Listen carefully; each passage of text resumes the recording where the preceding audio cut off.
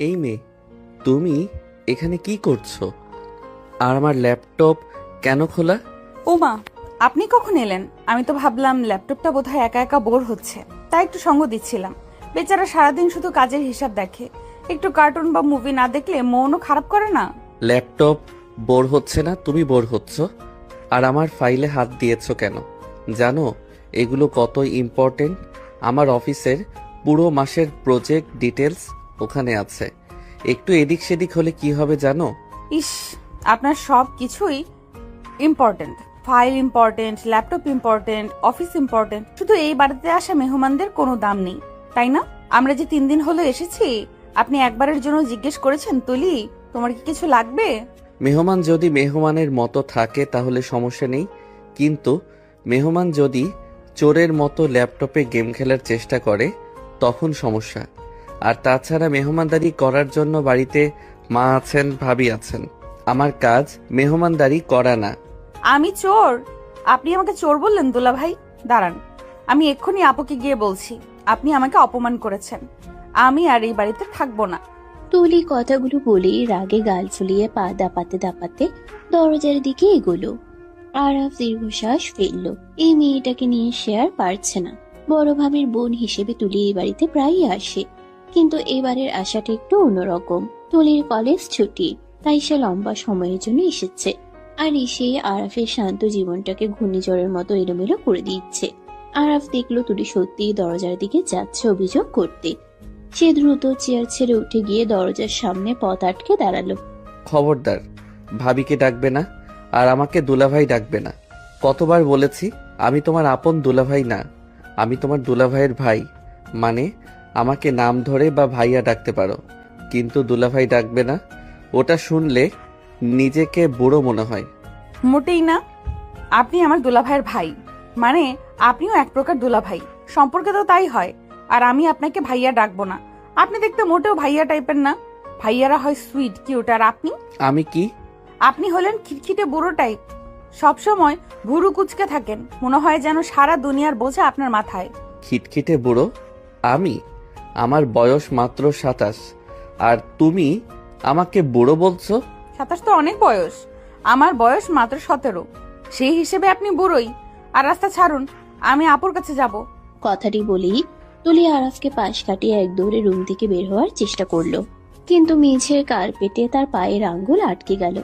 ভারসাম্য হারিয়ে সে হুমড়ি খেয়ে পড়তে যাচ্ছিল সামনের টি টেবিলের উপর। আরাফ চোখের পলকে হাত বাড়িয়ে দিল। তার শক্ত হাত তুলির ডান হাতটা খপ করে ধরে ফেললো এবং এক হ্যাচকা টানে তাকে নিজের দিকে ফিরিয়ে আনলো। তুলি এসে আশ্রে পড়লো আরাফের বুকের উপর। আরাফের অন্য হাতটা অজান্তেই তুলির কোমর জড়িয়ে ধরেছে সাপোর্ট দেওয়ার জন্য। মুহূর্তের জন্য সময় যেন থমকে গেল। তুলি নাক গিয়ে লাগলো আরাফের শার্টের বোতামে। আরাফের শরীরের দামি পারফিউমের একটা উগ্র সুবাস যা তুলির মাথা ঘুরিয়ে দিল। সে নিঃশ্বাস বন্ধ করে ফেলল। আরাফ স্তব্ধ। তার বাহুবন্ধনে এই চঞ্চল কিশোরীটি এখন একদম শান্ত। আরাফ অনুভব করলো তুলির হৃদস্পন্দন, যা খুব দ্রুত লয়তে চলছে। সাবধানে চলতে পারো না? পড়ে গেলে তো ব্যথা পেতে, কপালটা কেটে যেত টি টেবিলের কোনায় লেগে। আরাফের কণ্ঠে তখন রাগের বদলে মৃদু শাসনের সুর। সে আলতো করে তুলিকে সোজা করে দাঁড় করিয়ে দিল, কিন্তু হাতটা ছাড়লো না। তুলি এবার আর কোনো উত্তর দিল না, শুধু মাথা নিচু করে নিজের ওড়নার খুঁট পেঁচাতে লাগলো। 16-17 বছরের চঞ্চল কিশোরীটি এই মুহূর্তে কিছুটা শান্ত। হয়তো আরাফের ওই গম্ভীর চোখের দিকে তাকিয়ে তার বুকের ভেতরটা একটু ধক করে উঠেছে। আরাফ খেয়াল করলো মেয়েটার ফর্সা গাল দুটো লজ্জায় বা ভয়ে কিছুটা লাল হয়ে গেছে। তার চোখের পাপড়িগুলো কাঁপছে। আরাফের বুকের ভেতরটাও কেমন যেন করে উঠল। সে দ্রুত চোখ সরিয়ে নিয়ে নিজের ডেস্কে ফিরে যাওয়ার ভান করলো। আপনি আপনি আমাকে বকবেন না তো? বকার মতো কাজ করলে তো বকবই। যাও এখন, আমার কাজ আছে। আর শোনো, পরবর্তীতে অনুমতি ছাড়া আমার রুমে ঢুকবে না, আর ল্যাপটপের পাসওয়ার্ড খোলার চেষ্টা করবে না। পাসওয়ার্ড তো আমি জেনেই গেছি। কি করে জানলে? আপনি যখন টাইপ করছিলেন আমি আড়াল থেকে দেখেছি। Works life. ইস, কি বোরিং পাসওয়ার্ড। কেউ পাসওয়ার্ডে এসব লেখে? আমি হলে লিখতাম রাজকন্যা তুলি বা এমন কিছু। যাও, ভাগো এখান থেকে। রাজকন্যা? তুলি মাথা নেড়ে সম্মতি জানিয়ে ধীর পায়ে রুম থেকে বেরিয়ে গেল, কিন্তু দরজার বাইরে গিয়ে সে আবার উকি দিল। আরাফ তখন ল্যাপটপে মন দিয়েছে, কিন্তু তার ঠোঁটের কোণে এখনো মৃদু হাসি লেগে আছে। তুলি মুচকি হেসে মনে মনে ভাবলো, খিটখিটে বুড়ো, তোমাকে আমি ঠিক করে ছাড়বো। হাসলে তোমাকে কত সুন্দর লাগে সেটা তুমি জানোই না। বিকেলের দিকে বাড়ির পরিবেশটা বেশ জমজমাট। দোতলা ডুপ্লেক্স বাড়ির ড্রয়িং রুমে বসে গল্প করছেন আরাফের মা শাইলা বেগম এবং তুলির মা সালমা বেগম। সালমা বেগম অসুস্থ, তাই তিনি কিছুদিনের জন্য বড় মেয়ে মীরার কাছে এসেছেন ডাক্তার দেখাতে। সাথে এসেছে ছোট মেয়ে তুলি। মীরা রান্নাঘর থেকে নাস্তা সাজিয়ে আনছে, মর্জিনা খালা তাকে সাহায্য করছেন। তুলি সোফায় বসে পা দুলিয়ে চিপস খাচ্ছে। কি রে তুলি, তুই আরাফের রুমে গিয়েছিলি শুনলাম।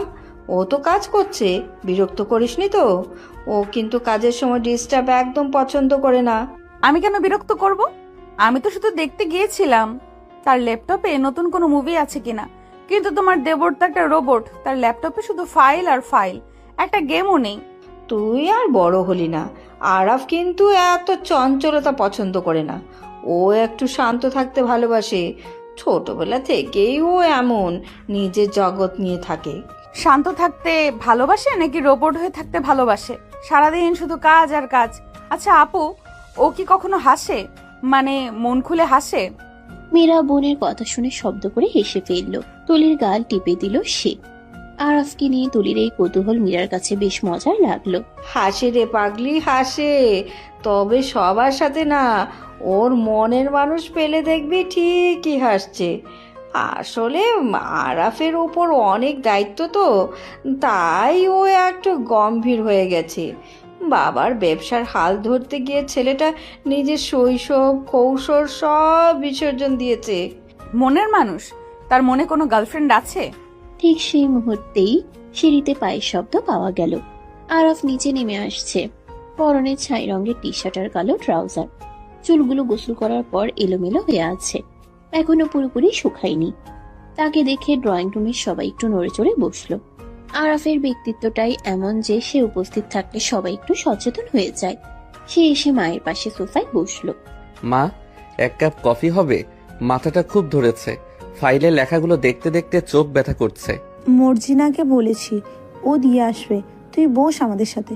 সালমা আপা তোর কথা জিজ্ঞাসা করেছিল।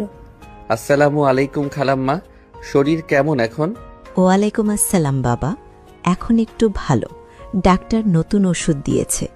তুমি তো বাবা অনেক ব্যস্ত থাকো, আমাদের দিকে তাকানোর সময় কই? না খালাম্মা, তেমন না, একটু প্রেসার যাচ্ছে অফিসে।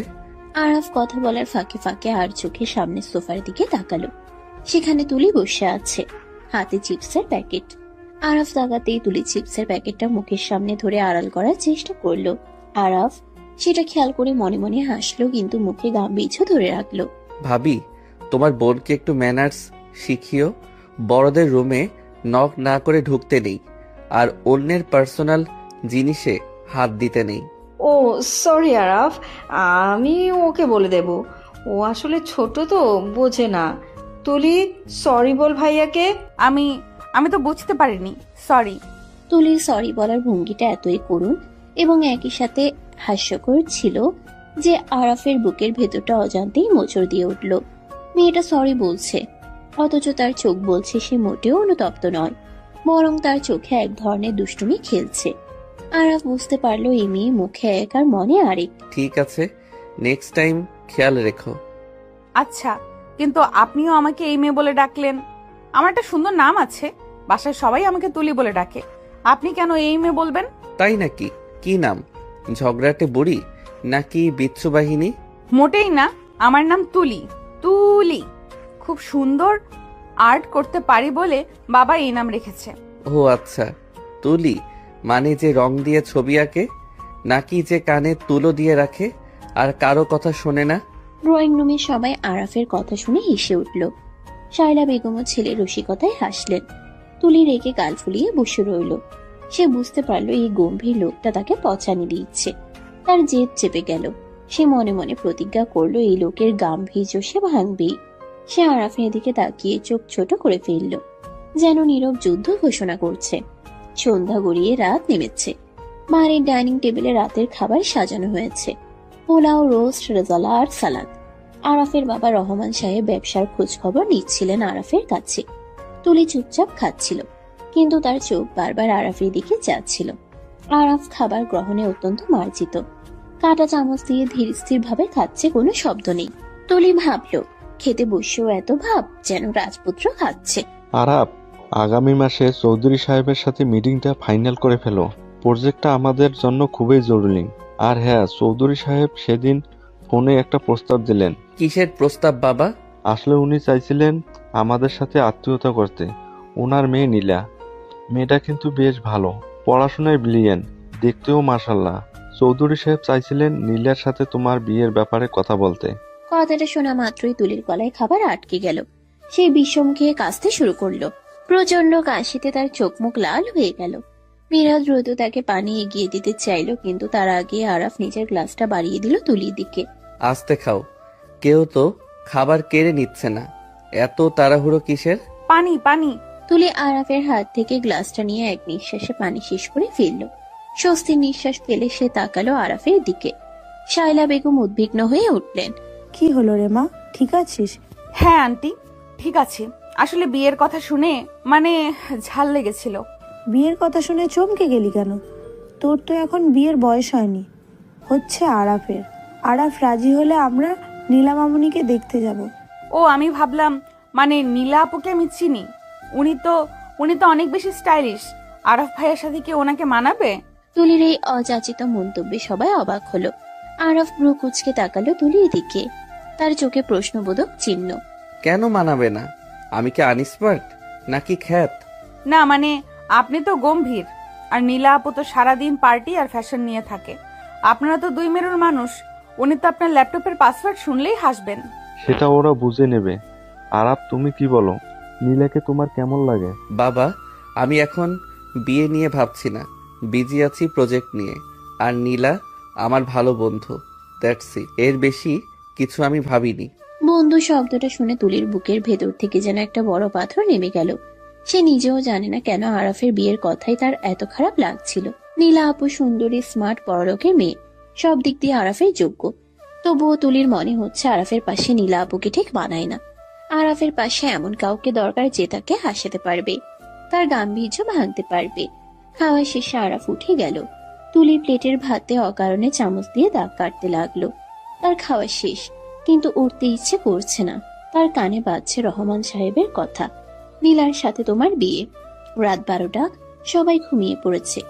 বাড়ির নিচতলার সব বাতি নেভানো। দোতলায় শুধু আরাফের ঘরের বারান্দার আলো জ্বলছে।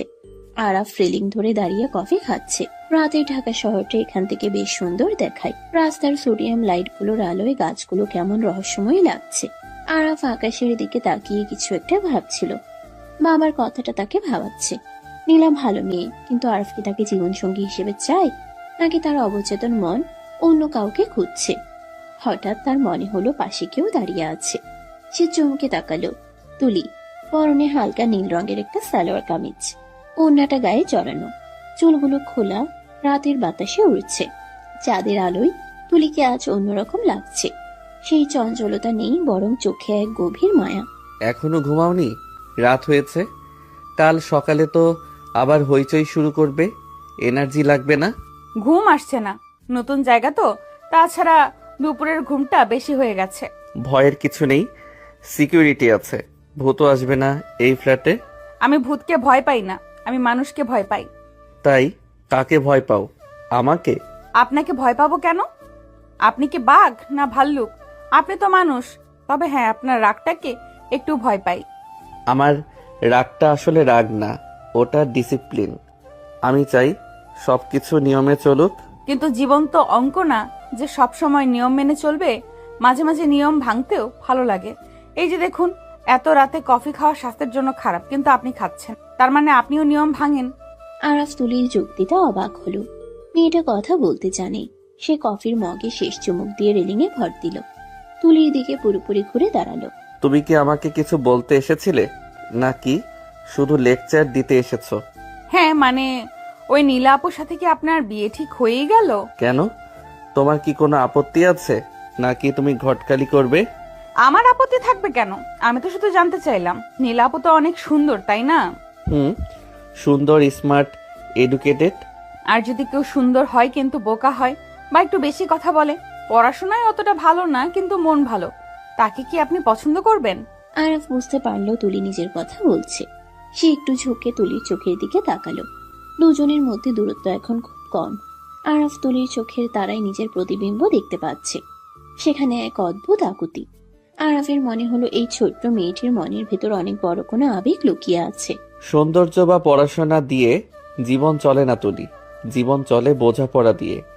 যদি সেই বাচাল বোকা মেয়েটা আমাকে বুঝতে পারে, আমার না বলা কথাগুলো শুনতে পায়, তাহলে হয়তো তাকেই আমি বেছে নেব, সে দেখতে যেমনই হোক।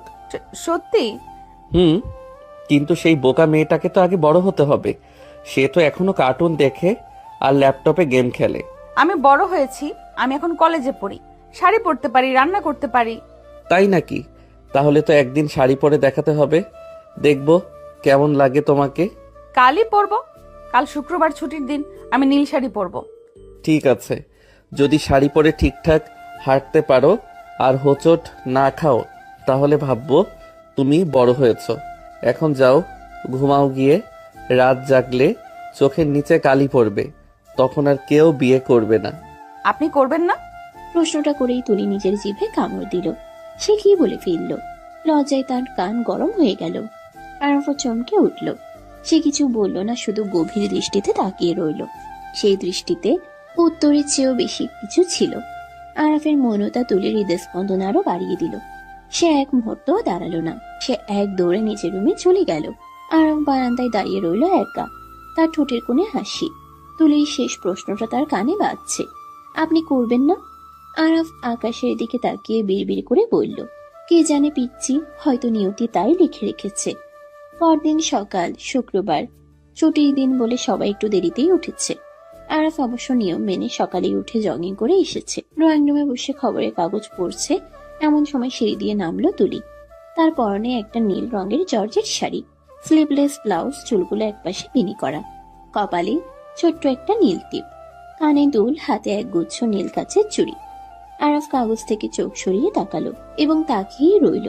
সে বিশ্বাস করতে পারছে না এটা সেই কালকের চিপস খাওয়া পিচ্ছি মেয়েটা। নারীতে তাকে কোনো কিশোরী মনে হচ্ছে না, মনে হচ্ছে পূর্ণ যৌবনা এক নারী। তুলি লাজুক পায়ে সিঁড়ি বেয়ে নামছে। চুরির রিনিঝিনি শব্দ ড্রয়িং রুমে নীরবতা ভাঙছে। আরাফ নিজের অজান্তেই হাত থেকে খবরের কাগজটা নামিয়ে রাখলো। তুলি এসে আরাফের সামনে দাঁড়ালো। সে একটু ঘুরলো যেন আরাফ তাকে ভালো করে দেখতে পায়। কেমন লাগছে? চলে, তবে শাড়িটা সামলাতে পারবে তো, নাকি আবার আমার উপর পড়বে? মোটেই না, আমি ঠিকই সামলাতে পারি। মীরা রান্নাঘর থেকে এসে, মাশাআল্লাহ, আমার বোনটাকে আজ কি সুন্দর লাগছে। কিরে আরাফ, কিছু বলছিস না কেন? সুন্দর লাগছে না? ভাবি, সুন্দর লাগলে সুন্দর বলাটা আমার স্বভাবে নেই, তবে হ্যাঁ, আজ ওকে আর পিচ্চি মনে হচ্ছে না। তার মানে আমি বড় হয়েছি? দেখা যাক, দিন তো কেবল শুরু হলো। বিকেলের দিকে আরাফ তৈরি হলো বের হওয়ার জন্য। সে আজ একটা পাঞ্জাবি পরেছে, সাদা পাঞ্জাবি। তাকে দেখতে খুব স্নিগ্ধ লাগছে। তুলি ড্রয়িং রুমে বসে টিভি দেখছিল। আরাফকে দেখে সে টিভি অফ করে দিল। কোথায় যাচ্ছেন? একটু কাজে। আর শোনো, সন্ধ্যায় শিহাব আসছে, তোমার কাজিন। শিহাব ভাইয়া আসছে? সত্যি? এত খুশি হওয়ার কি আছে? কাজিন আসছে, কোনো সেলিব্রিটি না। শিহাব ভাইয়া খুব মজার, আমাকে অনেক জোক শোনায় আর আমার জন্য চকলেট নিয়ে আসে। জোকস আর চকলেট? বাহ, এই তোমাদের স্ট্যান্ডার্ড। ঠিক আছে, এনজয় করো। আরাফ বেরিয়ে গেল, কিন্তু তার মেজাজটা হঠাৎ করেই খারাপ হয়ে গেল। শিহাব ছেলেটাকে সে খুব একটা পছন্দ করে না। শিহাব একটু বেশিই চালাক, আর তুলির প্রতি শিহাবের আগ্রহটা আরাফের চোখ এড়ায়নি। আরাফ গাড়িতে স্টার্ট দিল। তার মনে হলো আজ তাড়াতাড়ি বাসায় ফিরতে হবে। শিহাবের সাথে তুলির বেশিক্ষণ একা থাকাটা তার কেন জানি সহ্য হচ্ছে না। এটা কি জেলাসি? আরাফ নিজেকেই প্রশ্ন করলো। উত্তরটা সে জানে, কিন্তু মানতে চায় না। পরন্ত বিকেলে গড়িয়ে সন্ধ্যা নামছে। ড্রয়িং রুমের বড় ঝাড়বাতিটা জেলে দেওয়া হয়েছে। তুলি এখনো সে নীল শাড়িটা পরেই বসে আছে। শাড়ি পরার অভ্যাস তার নেই, তাই একটু পর পর কুচি ঠিক করছে আর চোখে দরজার দিকে তাকাচ্ছে। শিহাব ভাইয়া আসার কথা। ছোটবেলায় শিহাব ভাইয়ার সাথে তার অনেক স্মৃতি। শিহাব তাকে সাইকেলে চড়াতো, মেলায় নিয়ে যেত। সেই শিহাব ভাইয়া বিদেশ থেকে ফিরেছে। তাকে দেখার জন্য তুলির মনে একটা শিশুসুলভ উত্তেজনা কাজ করছে। কলিং বেল বেজে উঠল। মর্জিনা খালা দরজা খুলে দিলেন। ভেতরে প্রবেশ করলো শিহাব। পরনে দামি ব্র্যান্ডেড টি শার্ট আর জিন্স, চোখে স্টাইলিশ চশমা, হাতে বড় একটা চকলেটের বক্স আর ফুলের তোড়া। শিহাবকে দেখেই তুলি সোফা থেকে লাফিয়ে উঠল। শাড়ির আঁচলটা মাটিতে লুটিয়ে পড়ল, কিন্তু সেদিকে তার খেয়াল নেই। শিহাব ভাইয়া, ও মাই গড, তুমি কত লম্বা হয়ে গেছো। আরে তুলি, তুই তো পুরো হুড়পড়ি হয়ে গেছিস রে। নীল শাড়িতে তোকে তো চেনাই যাচ্ছে না, মনে হচ্ছে কোনো সিনেমার নায়িকা। শিহাব এগিয়ে এসে তুলির হাত ধরল। তুলি সংকোচ করল না, কারণ সে শিহাবকে নিজের বড় ভাইয়ের মতোই দেখে। কিন্তু শিহাবের চোখের দৃষ্টিতে ভাইয়ের স্নেহ নেই, আছে মুগ্ধতা আর লোলুপতা। সে তুলির আপাত মস্তক খুব ভালো করে পর্যবেক্ষণ করল। তুলির ফর্সা হাতে নীল চুড়িগুলো শিহাবের দৃষ্টি কাড়ল। সে ফুলের তোড়াটা তুলির দিকে বাড়িয়ে দিল। আমার জন্য? থ্যাংক ইউ ভাইয়া। আর চকলেটের বক্সটাও কি আমার? অফকোর্স, তোর জন্য তো আমি পুরো দোকান কিনে আনতে পারি। নে ধর। মীরা রান্নাঘর থেকে নাস্তা নিয়ে এলো। শিহাবের সাথে কুশল বিনিময় হলো। সবাই মিলে গল্পে মেতে উঠল। শিহাব অনর্গল তার বিদেশের গল্প বলছে, কিভাবে সে সেখানে পার্টি করত, কত মেয়ে তার পেছনে ঘুরতো। তুলি মুগ্ধ হয়ে শুনছে। মাঝে মধ্যে শিহাব ইচ্ছে করেই তুলির খুব কাছে ঘেসে বসছে, কখনো বা হাসির ছলে তুলির গায়ে হাত রাখছে। তুলির সরল মলে সেটা পাত্তা দিচ্ছে না, কিন্তু মীরা বিষয়গুলো লক্ষ্য করে কিছুটা অস্বস্তিতে পড়ল। ঠিক সেই সময় মেইন গেটে গাড়ির হর্ন শোনা গেল। আরফ ফিরেছে। সাধারণত সে এত তাড়াতাড়ি বাড়ি ফেরে না, কিন্তু আজ অফিসে তার মন বসছিল না। ড্রয়িং রুমে ঢুকতেই আরাফের চোখ পড়ল সোফায়। শিহাব আর তুলি পাশাপাশি বসে আছে। শিহাব তুলির কানের কাছে মুখ নিয়ে কিছু একটা বলছে, আর তুলি খিলখিল করে হাসছে। দৃশ্যটা দেখা মাত্রই আরাফের রক্ত মাথায় চড়ে গেল। তার চোয়াল শক্ত হয়ে উঠল। হাতের বিফ রেসটা সে একটু জোরেই সোফার পাশে রাখলো শব্দ করে। আসসালামু আলাইকুম। ঘরে কি কোনো পার্টি চলছে নাকি? এত হাসাহাসি। আরাফের গম্ভীর কণ্ঠস্বরে হাসির শব্দ থেমে গেল। তুলি চমকে তাকালো। আরাফকে দেখে তার মুখের হাসিটা মিলিয়ে গেল। সে দ্রুত ওড়নাটা ঠিক করে বসলো। শিহাব উঠে দাঁড়ালো, মুখে মেকি হাসি। আরে আরাফ ভাই, কেমন আছেন? অনেকদিন পর দেখা। শুনলাম আপনি নাকি এখন অনেক বড় বিজনেসম্যান। অ্যাপয়েন্টমেন্ট ছাড়া তো দেখাই পাওয়া যায় না। আমি ভালো আছি শিহাব। আর অ্যাপয়েন্টমেন্ট তাদের লাগে যারা কাজের প্রয়োজনে আসে। ফালতু আড্ডা দেওয়ার সময় আমার নেই। তা তুমি হঠাৎ শুনলাম বিদেশে সেটেলড হয়ে গেছো।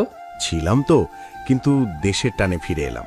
আসলে দেশের টানে না বলে মনের মানুষের টানে বলাই ভালো। শিহাব কথাটা বলার সময় আর চোখে তুলির দিকে তাকালো। আরাফ সেটা খেয়াল করলো। তার রাগ আরো বেড়ে গেল। সে টাইটা ঢিলা করতে করতে সোফায় বসলো, ঠিক তুলি আর শিহাবের মাঝখানের জায়গাটাতে।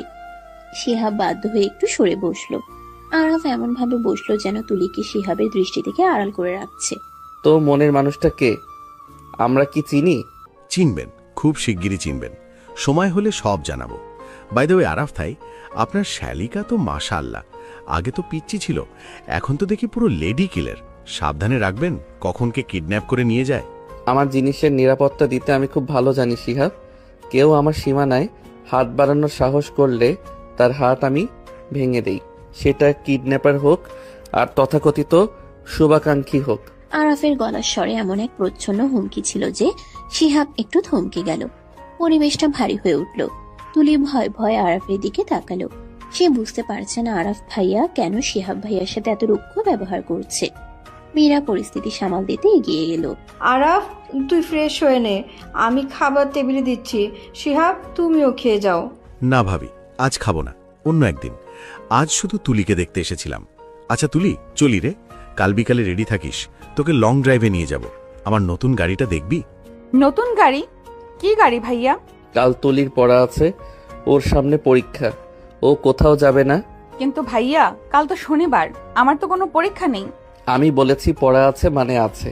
আমি নিজে তোমাকে পড়াবো কাল। ইকোনমিক্সের কিছুই তো পারো না, ফেল করার ইচ্ছা আছে নাকি? তুলি চুপসে গেল। সে বুঝতে পারলো আরাফের কথার উপর কথা বলা যাবে না। শিহাব একটু বাঁকা হেসে বিদায় নিল। শিহাব চলে যাওয়ার পর আরাফ সোজা নিজের রুমে চলে গেল। তুলির দিকে একবার তাকালোও না। রাতে খাওয়ার টেবিলে আরাফ খুব গম্ভীর হয়েছিল। কেউ তার সাথে কথা বলার সাহস পাচ্ছিল না। তুলি ভয় ভয়ে কাঁদছিল। তার মনে হচ্ছে সে কোনো অপরাধ করেছে। খাওয়া শেষে তুলি নিজের রুমে যাওয়ার জন্য সিঁড়ি দিয়ে উঠছিল। নীল শাড়িটা সামলাতে তার খুব কষ্ট হচ্ছে। কুচিগুলো বারবার পায়ের নিচে পড়ছে। দোতলার করিডোরে আসতেই হঠাৎ তার শাড়ির আঁচলটা রেলিং এর সাথে আটকে গেল। সে টান দিতেই ভারসাম্য হারিয়ে মেঝের উপর পড়ে গেল। আউচ মাগো। ব্যথার চোটে তুলির চোখ দিয়ে পানি বেরিয়ে এলো। সে গোড়ালিতে প্রচন্ড ব্যথা পেয়েছে। ওঠার চেষ্টা করলো কিন্তু পারল না। আরাফ নিজের রুমেই ছিল। তুলির চিৎকার শুনে সে এক দৌড়ে বেরিয়ে এলো। তুলিকে মেঝেতে পড়ে থাকতে দেখে তার বুকটা ধক করে উঠল। তুলি, কি হয়েছে? পড়ে গেলে কি করে? আরাফ দ্রুত তুলির কাছে বসে পড়ল। তুলি ব্যথায় কাতরাচ্ছে। আরাফ দেখলো তুলির শাড়ির কুচিগুলো এলোমেলো হয়ে আছে, আর তার ডান পায়ের গোড়ালিটা ফুলে উঠছে। আরাফ এক মুহূর্তেও দেরি না করে তুলিকে পাজা কোলা করে কোলে তুলে নিল। কি করছেন? নামান আমাকে, কেউ দেখে ফেলবে। চুপ, একদম কথা বলবে না। হাঁটতে পারো না, আবার শাড়ি পরার শখ। তোমাকে না বললাম শাড়ি সামলাতে পারবে না? আরাফ তুলিকে নিয়ে সোজা নিজের বেডরুমে ঢুকলো। তাকে বিছানায় বসিয়ে দিয়ে সে ফার্স্ট এড বক্স আনতে গেল। তুলি মুগ্ধ হয়ে আরাফের দিকে তাকিয়ে রইল। এই লোকটা একটু আগে কত রাগ দেখাচ্ছিল, আর এখন তার জন্য কথা চিন্তা করছে। আরাফ ফিরে এসে তুলির পায়ের কাছে বসলো। সে খুব সাবধানে তুলির পাটা নিজের কোলের উপর তুলে নিল। ব্যথা লাগছে? একটু। সহ্য করো, আমি মলম লাগিয়ে দিচ্ছি। আরাফ আলতো হাতে মলম মালিশ করতে লাগলো। আরাফের হাতের স্পর্শে তুলির শরীরে বিদ্যুৎ খেলে গেল। সে শাড়ির আঁচলটা শক্ত করে ধরে রইল। আরাফ মালিশ করতে করতে হঠাৎ তুলির মুখের দিকে তাকালো। তুলির চোখে তখনও এক ফোঁটা পানি জমে আছে। আরাফ নিজের হাত বাড়িয়ে সেই পানিটা মুছে দিল। এত বাচ্চা কেন তুমি? একটু ব্যথা পেলেই কাঁদো। আমি বাচ্চা না। শাড়িটা পায়ে আটকে গেছিল। শাড়ি পরলে সেটা সামলানোর কায়দাও জানতে হয়, আর যদি না জানো তাহলে এমন কাউকে পাশে রাখতে হয় যে সামলাতে পারে। আমার পাশে তো কেউ নেই। কে বলল নেই? আমি কি মরে গেছি? আরাফের এই কথায় তুলি স্তব্ধ হয়ে গেল। সে কি শুনলো? আরাফ কি পরোক্ষভাবে তাকে কিছু বোঝাতে চাইলো? আরাফ মলম লাগানো শেষ করে উঠে দাঁড়ালো। সে তুলির খুব কাছে এলো, এত কাছে যে তুলি আরাফের নিঃশ্বাসের শব্দ শুনতে পাচ্ছিল। ওই শিহাবের সাথে আর বেশি মিশবে না। কেন? শিহাব ভাইয়া তো ভালো। ভালো না ছাই, ছেলের চোখ আমি চিনি। ও তোমাকে যেভাবে দেখে সেটা আমার পছন্দ না, আর আমি যেটা পছন্দ করি না সেটা যেন এই বাড়িতে আর না হয়, বুঝেছো? আপনি কি জেলাস? জেলাস হব কেন? আমি শুধু তোমাকে সতর্ক করছি, তুমি ছোট, মানুষের মনের প্যাচ বোঝো না। আমি সব বুঝি, আপনি আমাকে শুধু বকেন। শিহাব ভাইয়া তো আমাকে কত আদর করে কথা বলে। তুলির এই কথায় আরাফের ধৈর্যের বাঁধ ভেঙে গেল। সে দু হাতে তুলির কাঁধ ধরে তাকে নিজের দিকে টানলো। আরাফের চোখে এখন রাগের আগুন জ্বলছে। আদর? তুমি ওটাকে আদর বলো? শিহাব তোমাকে চকলেটের লোভ দেখায়, আর আমি তোমাকে শাসন করি। এটার পার্থক্য তুমি বোঝো না? শোনো তুলি, আমার জিনিসের উপর অন্য কারোর নজর পড়লে আমার খুন করতে ইচ্ছে করে, আর তুমি শুধু। আরাফ কথাটা শেষ করলো না। সে থেমে গেল। সে কি বলতে চাচ্ছিল? তুমি শুধু আমার? আরাফ নিজেকে সামলে নিল। সে তুলিকে ছেড়ে দিয়ে জানালার দিকে ফিরে দাঁড়ালো। তার বুক ওঠানামা করছে। তুলি বিছানায় বসে কাঁপছে। সে বুঝতে পারছে না আরাফের এই আচরণের মানে কি। এই রাগ, এই অধিকার বোধ, এসব কিসের ইঙ্গিত? পরদিন সকাল, রবিবার। আরাফ আজ অফিসে যায়নি। সে বলেছে তার শরীর ভালো নেই, কিন্তু আসলে সে শিহাবের আসার ভয়ে ঘরে বসে আছে। সে জানে আজ ছুটির দিন শিহাব আবার আসতে পারে। দুপুরের দিকে তুলির বাবা জামিল সাহেব ফোন করলেন। শায়লা বেগম ফোন ধরে কথা বললেন। তারপর তিনি গম্ভীর মুখে রহমান সাহেবের কাছে গেলেন। শুনছো, জামিল ভাই ফোন করেছিলেন। কি খবর? শরীর ভালো তো? শরীর ভালো, কিন্তু উনি একটা কথা বললেন। শিহাবের বাবা নাকি প্রস্তাব দিয়েছেন শিহাবের সাথে তুলির বিয়ে দেওয়ার জন্য। কথাটা শুনে ড্রয়িং রুমে বসে থাকা আরাফ চমকে উঠল। তার হাতের কফির মগটা চুলকে পড়ল। তুলি তখনও নিচে নামিনি। তাই নাকি? শিহাব তো ভালো ছেলে, বিদেশে ডিগ্রি আছে, প্রতিষ্ঠিত। খারাপ কি? আমারও তো তাই মনে হয়। তুলি যদিও ছোট, কিন্তু এঙ্গেজমেন্ট করে রাখলে ক্ষতি কি? ঘরের ছেলে, আবার পরিচিত। এটা অসম্ভব মা। কেন বাবা, অসম্ভব কেন? শিহাবের ক্যারেক্টার ভালো না। ও বিদেশে কি কি করেছে আমি সব খোঁজ নিয়েছি। এমন ছেলের সাথে তুলির বিয়ে দেওয়া মানে ওর জীবন নষ্ট করা। আর তুলি এখন বাচ্চা, ওর পড়ার বয়স। এখন বিয়ের কথা কেন আসছে? আরাপ, তুমি একটু বেশি রিয়াক্ট করছো। শিহাব আমাদের আত্মীয়, ওর সম্পর্কে এমন কথা বলা ঠিক না। আত্মীয় বলেই বলছি বাবা। আমি চাই না তুলির কোনো ক্ষতি হোক। আমি এই বিয়ে হতে দেব না। আরাফ হনহন করে নিজের রুমে চলে গেল। শায়লা বেগম আর রহমান সাহেব অবাক হয়ে একে অপরের দিকে তাকালেন। আরাফ সাধারণত পারিবারিক বিষয়ে এত নাক গলায় না, আজ তার এই তীব্র প্রতিবাদ তাদের ভাবিয়ে তুলল। বিকেলে তুলির ছাদে বসেছিল, তার মন খারাপ।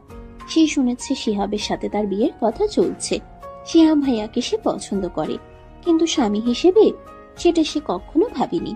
তার মনের ক্যানভাসে বারবার ভেসে উঠছে অন্য একটা মুখ, একটা রাগী গম্ভীর খিটখিটে বুড়োর মুখ, যে তাকে বকা দেয় আবার পায়ে মলম লাগিয়ে দেয়। আরফ ছাদে এলো। তুলিকে রেলিং ধরে দাঁড়িয়ে থাকতে দেখে সে ধীর পায়ে এগিয়ে গেল। এখানে কি করছো? আকাশ দেখছি আর ভাবছি। কি ভাবছো? শিহাবের কথা শুনেছো তো? বিয়ের প্রস্তাবের কথা। খুব খুশি নিশ্চয়ই। বিলেত ফেরত বর পাবে, নতুন গাড়ি, অনেক চকলেট। আপনি আমাকে এত নিচু ভাবেন? আমি কি চকলেট আর গাড়ির জন্য বিয়ে করব? তাহলে কি জন্য করবে? ভালোবাসার জন্য? শিহাবকে কি তুমি ভালোবাসো? আরফ প্রশ্নটা করে তুলির উত্তরের অপেক্ষা করতে লাগলো। তার হৃদয় স্পন্দন বেড়ে গেছে। তুলির এই উত্তরের উপর অনেক কিছু নির্ভর করছে। আমি শিহাব ভাইয়াকে কাজিন হিসেবে ভালোবাসি, কিন্তু আমি বিয়ে নিয়ে এখন ভাবছি না। আমি পড়তে চাই। গুড। পড়ার টেবিলে মন দাও। আর শোনো, যদি কেউ জোর করে আমাকে বলবে, আমি আছি। আপনি কেন এত কেয়ার করেন আমার? আপনি তো আমাকে পছন্দই করেন না, সারাক্ষণ শুধু বকাঝকা করেন। তুলির এই অভিমানী কণ্ঠে আরাফের বুকের ভেতরটা গলে গেল। সে এগিয়ে এসে তুলির খুব কাছে দাঁড়ালো। ছাদের খোলা হাওয়ায় তুলির চুলগুলো আরাফের মুখে এসে লাগছে। বকা দেই বলে ভাবো পছন্দ করি না? বকা তো মানুষ আপনজনকেই দেয়, বর মানুষকে তো শুধু ভদ্রতা দেখায়। তাহলে আপনি আমাকে আপনি ভাবেন? ভাবি কিনা সেটা সময় হলে বুঝবে। শুধু এটা মনে রেখো, ওই শিহাবের সাথে তোমাকে আমি সহ্য করতে পারি না। কেন? কারণ তুমি আমার। এবারও আরাফ কথাটি শেষ করতে পারল না। ঠিক তখনই সিঁড়ির দরজা খুলে শিহাব ছাদে প্রবেশ করলো। বাহ, হবু শ্বশুর বাড়িতে এসে দেখি ছাদের রোম্যান্স চলছে। আরাফ ভাই, আপনি এখানে? আমি তো তুলিকে খুঁজছিলাম। আরফ শিহাবের দিকে তাকালো। তার দৃষ্টিতে যদি আগুন থাকতো তবে শিহাব এতক্ষণে ভস্ম হয়ে যেত। শিহাব এগিয়ে এসে তুলির পাশে দাঁড়ালো। তুলি, শুনেছিস তো আঙ্কেল কি বলল? আমাদের বিয়ে, তুই রাজি তো? দেখিস, আমি তোকে রানী করে রাখবো। শিহাব, মুখ সামলে কথা বলো। এখনো কিছু ফাইনাল হয়নি। আর তুলি এখন মাইনর, ওর সম্মতি ছাড়া কোনো বিয়ে হবে না। আরাফ ভাই, আপনি এত টেনশন নিচ্ছেন কেন? ভাবি রাজি, আঙ্কেল রাজি, আর তুলি? ও তো আমাকে ছোটবেলা থেকেই পছন্দ করে। কিরে তুলি, বল আরাফ ভাইকে। তুলি চুপ করে রইল। সে আরাফের দিকে তাকালো। আরাফের চোখে এক অদ্ভুত অসহায়ত্ব। এই প্রথম তুলি আরাফের চোখে ভয় দেখল, তাকে হারানোর ভয়। তুলির মনে হলো সে যদি এখন কিছু না বলে তবে আরাফ হয়তো অনেক দূরে সরে যাবে। শিহাব ভাইয়া, আমি এখন বিয়ে করব না। আমার সামনে এইচএসসি, আমি পড়াশোনা করতে চাই। আরে, পড়াশুনো তো বিয়ের পরও করা যাবে। আমি তোকে লন্ডনে নিয়ে গিয়ে পড়াবো। ও দেশেই পড়বে, আর আমার সামনে দাঁড়িয়ে আমার ফ্যামিলি মেম্বারকে ব্রেন ওয়াশ করার চেষ্টা করো না। নিচে চলো, কথা আছে। আরাফ শিহাবের হাত ধরে এক প্রকার টেনে নিচে নিয়ে গেল। তুলি ছাদে দাঁড়িয়ে রইল। তার মনে হলো আজ থেকে এক নতুন যুদ্ধ শুরু হলো, আর এই যুদ্ধের কেন্দ্রবিন্দুতে সে আছে। কিন্তু তার যোদ্ধাকে আরাফ নাকি শিহাব? তুলির মন বলছে যে তার চোখের পানি মুছে দিয়েছে সেই তার প্রকৃত যোদ্ধা। রাতে আরাফ নিজের ঘরে পায়চারি করছে, তার মাথায় আগুন জ্বলছে। শিহাবের এত বড় সাহস, সে তুলিকে লন্ডনে নিয়ে যাওয়ার স্বপ্ন দেখায়। আরাফ সিদ্ধান্ত নিল সে আর চুপ করে থাকবে না, যা করা তাকেই করতে হবে। সে ফোনটা হাতে নিল, তার বন্ধু রোকনকে কল দিল। রোকন একজন লয়ার। রোকন, আমাকে একটা ম্যারেজ রেজিস্ট্রেশন পেপার রেডি করে দিতে পারবি? খুব ইমার্জেন্সি। কার বিয়ে? তোমার? হ্যাঁ, আমার। আর পাত্রী তুলি। ফোনের ওপাশে রোকন চমকে উঠল। আরাফ ফোন রেখে বারান্দায় গেল। সে জানে সমাজ কি বলবে, পরিবার কি বলবে। 27 বছরের আরাফ আর 17 বছরের তুলি। কিন্তু সে এটাও জানে তুলিকে শিহাবের হাত থেকে বাঁচাতে হলে তুলিকে নিজের করে পাওয়া ছাড়া আর কোনো পথ নেই। এই পিচ্চি মেয়েটা তার জীবনের সব নিয়ম ভেঙে দিয়েছে। এখন তাকে নিজের নিয়মে বাঁধার সময় এসেছে। পরদিন সকালের আবহাওয়াটা বেশ থমথমে। আকাশ মেঘলা, যেন যে কোনো সময়ে ঝড় নামবে। আরাফের মনের অবস্থাও ঠিক তেমনই। সারা রাত সে চোখের পাতা এক করতে পারেনি। ভোরের আলো ফোটার আগেই সে সিদ্ধান্ত নিয়ে ফেলেছে সমাজ, আত্মীয় স্বজন বা বয়সের ব্যবধান কোনো কিছুই আজ আর তার কাছে মুখ্য নয়। তার কাছে একমাত্র সত্য হলো তুলি। তুলির ওই মায়াবী চোখ, চঞ্চল হাসি আর তার প্রতি আরাফের অদ্ভুত এক অধিকার বোধ। আরাফ জানে শিহাবের মতো লম্পট ছেলের হাতে তুলি পড়লে ওর জীবনটা নরক হয়ে যাবে, আর সেটা আরাফ বেঁচে থাকতে হতে দেবে না। আরাফ ড্রয়িং রুমে বসে আছে। সামনে তার বাবা, মা এবং ভাবি মীরা। সবার চোখে মুখে প্রশ্ন। আরাফ সবাইকে জরুরি তলব করেছে। রহমান সাহেব চশমাটা খুলে টেবিলের উপর রাখলেন।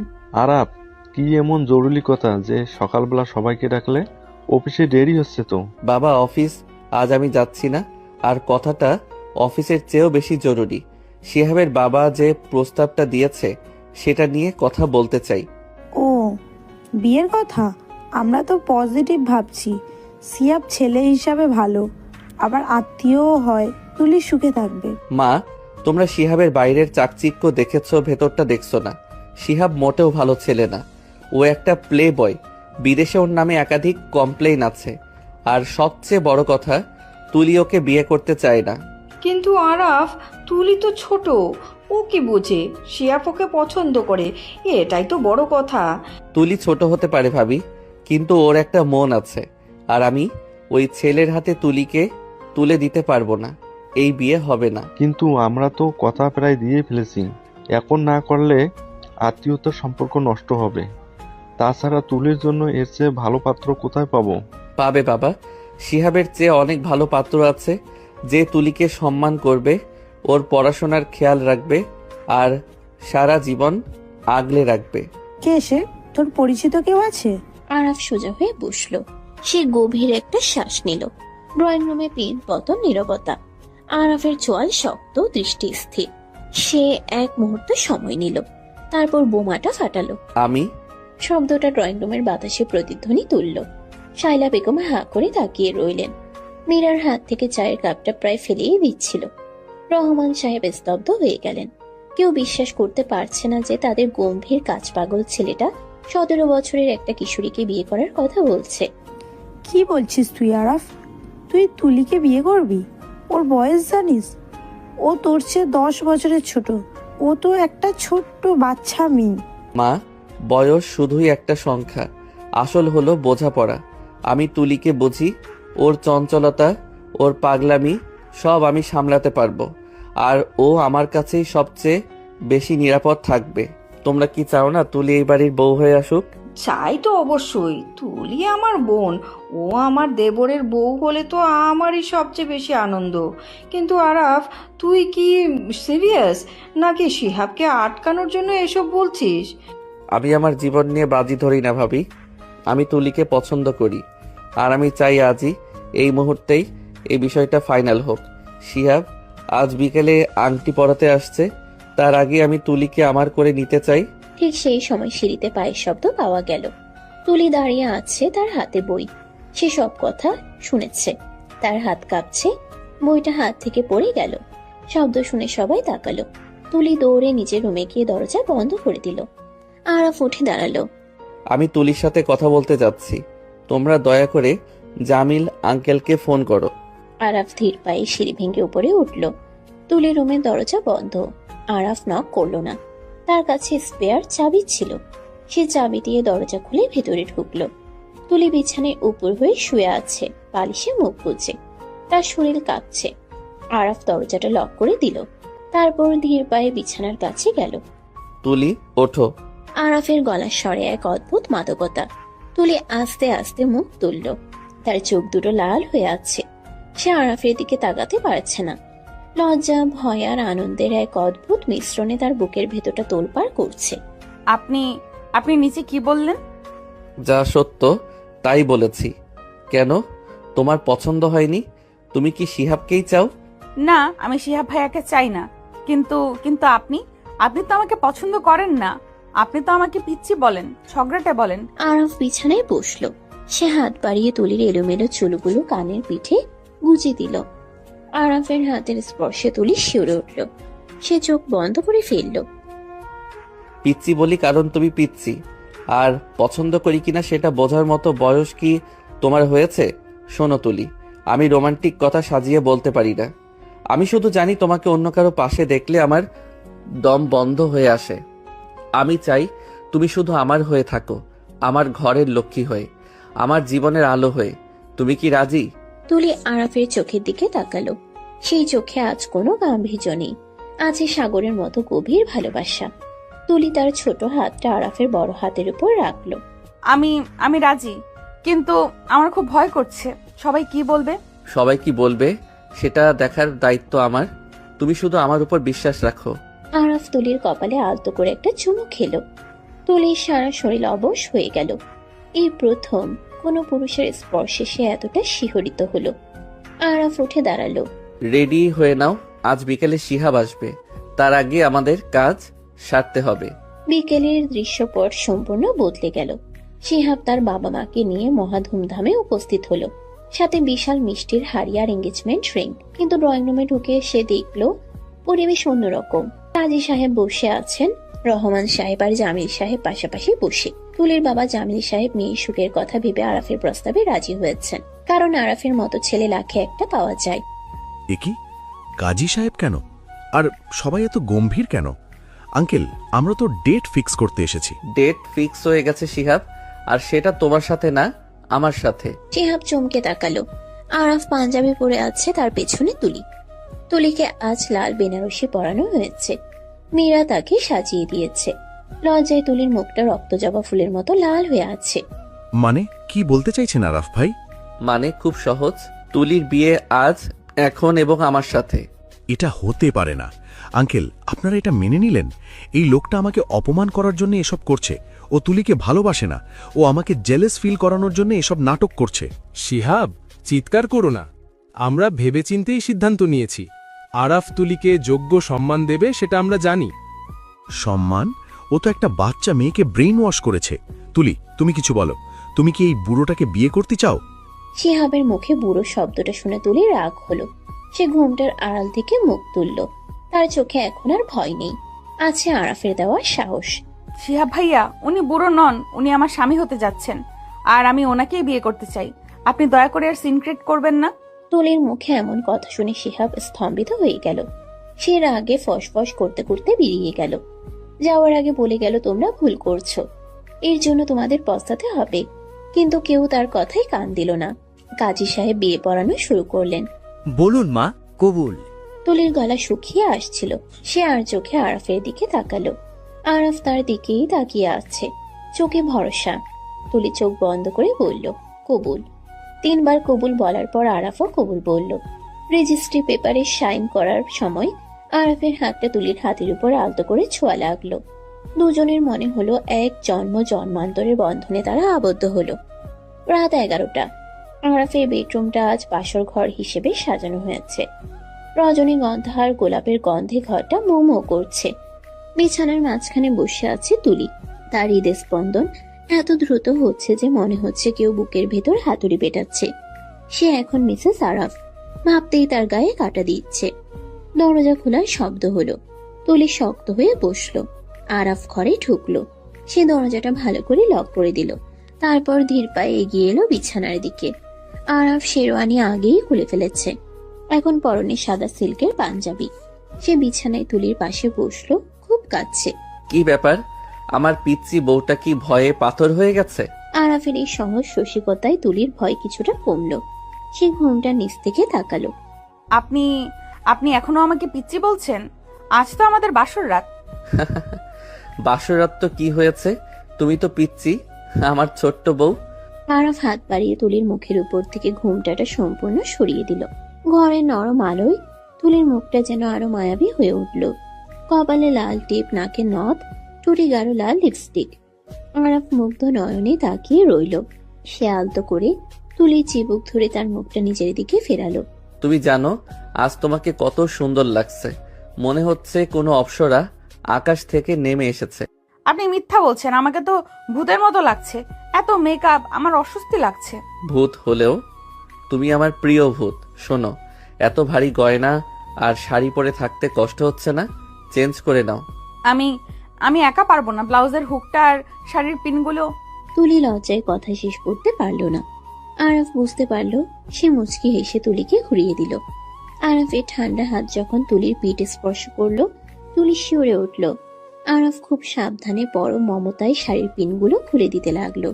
তার নিঃশ্বাস তুলির ঘাড়ে পড়ছিল। যা তুলিকে পাগল করে দিচ্ছিল। আরাফ হুক খোলার ফাঁকে তুলির কাঁধে আলতো করে একটা চুমু খেলো। তুলি চোখ বন্ধ করে ফেললো। তার হাত মুষ্টিবদ্ধ হয়ে গেল। যাও, ফ্রেশ হয়ে এসো, আমি অপেক্ষা করছি। তুলি ওয়াশরুম থেকে একটা হালকা সুতির শাড়ি পরে বের হলো। ভেজা চুলগুলো তোয়ালে দিয়ে মুছছে। আরাফ তখন বিছানায় আছোয়া হয়েছিল। তুলিকে দেখে সে উঠে বসলো। তুলি আড়ষ্ট পায়ে বিছানার দিকে এগিয়ে গেল। আরাফ হাত বাড়িয়ে তাকে নিজের কাছে টেনে নিল। তুলি গিয়ে পড়লো আরাফের বুকের উপর। আরাফের বুকের ধক ধক শব্দ তুলি শুনতে পাচ্ছে। এখন আর ভয় করছে? একটু। আমাকে ভয় পাওয়ার কিছু নেই। আমি তোমার আরাফ, তোমার বন্ধু, তোমার সব। আজ থেকে আমাদের জীবনের নতুন অধ্যায় শুরু হলো। আরাফ তুলিকে সোজা করে বসালো। তারপর পকেট থেকে একটা ছোট্ট ভ্যালভেটের বক্স বের করলো। বক্স খুলে বের করলো একটা ডায়মন্ডের নেকলেস, খুব সুন্দর। লকেটে লেখা A&T। আরাফ নিজ হাতে নেকলেসটা তুলির গলায় পরিয়ে দিল। পরানোর সময় তার আঙ্গুলগুলো তুলির গলায় সুড়সুড়ি দিল। এটা তোমার বিয়ের গিফট, পছন্দ হয়েছে? অনেক সুন্দর, কিন্তু আমার তো আপনার জন্য কিছুই নেই। আমি তো শুধু ঝামেলা নিয়ে এসেছি। তোমার চেয়ে বড় গিফট আর কি হতে পারে? তুমি আমার কাছে এসেছো, আমার ঘর আলো করেছো, এটাই আমার জীবনের শ্রেষ্ঠ উপহার। আমি তোমাকে প্রমিস করছি তুলি, আমি তোমাকে কোনোদিন কাঁদতে দেব না। তোমার পড়াশোনা, তোমার স্বপ্ন সব পূরণ করার দায়িত্ব আমার। আরাফ আর নিজেকে সামলাতে পারল না। সে তুলিকে বিছানায় শুয়ে দিল এবং নিজে তার উপর ঝুঁকে পড়ল। তুলি ভয়ে ও লজ্জায় চোখ বুজে ফেলল। আরাফ আলতো করে তুলির কপালে চুমু খেলো। তারপর তার চোখ, নাক এবং গালে। তুলির হাত দুটো অজান্তেই আরাফের চুল খামচে ধরল। আরাফ ফিসফিস করে বলল, আমি তোমাকে ভালোবাসি তুলি, আমার জীবনের চেয়েও বেশি। আমিও আপনাকে ভালোবাসি। তুলির এই স্বীকারোক্তি আরাফের ধৈর্যের বাঁধ ভেঙে দিল। সে তুলির ঠোঁট দখল করে নিল এক গভীর চুম্বনে।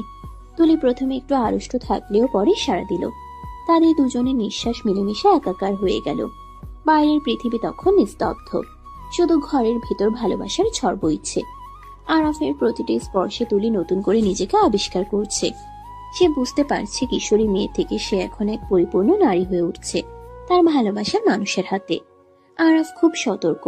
সে জানে তুলি ছোট, অনভিজ্ঞ, তাই সে খুব ধীরে, খুব আদরের সাথে এগিয়ে যাচ্ছে। সে তুলির গলায় মুখ ডুবিয়ে দিল।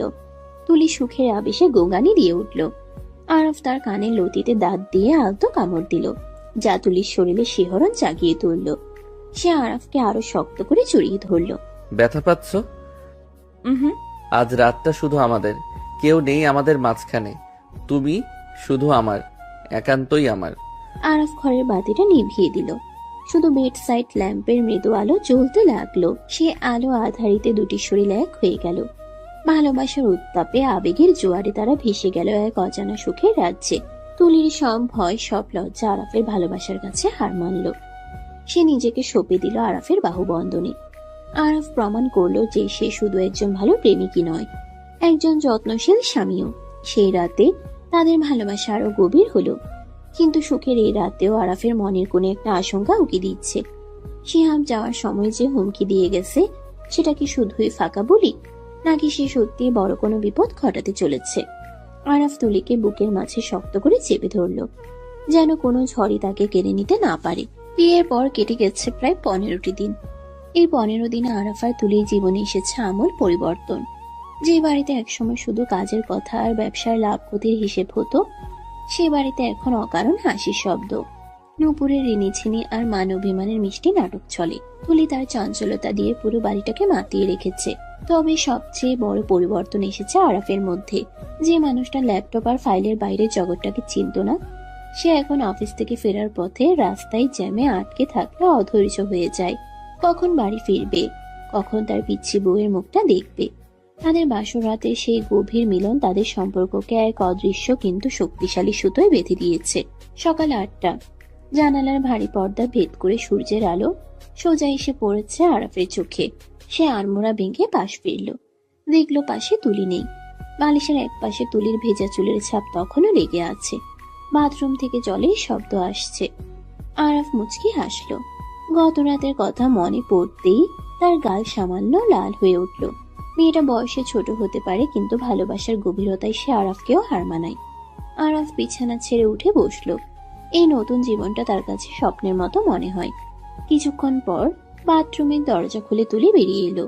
তার পরনে একটা হালকা গোলাপি রঙের টাওয়াল পেঁচানো, চুলগুলো ভেজা, পানির ফোঁটাগুলো তার ঘাড় বেয়ে গড়িয়ে পড়ছে।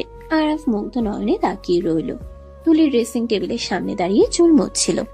আয়নায় আরাফকে তাকিয়ে থাকতে দেখে সে লজ্জায় লাল হয়ে গেল। ওমা, আপনি উঠে পড়েছেন?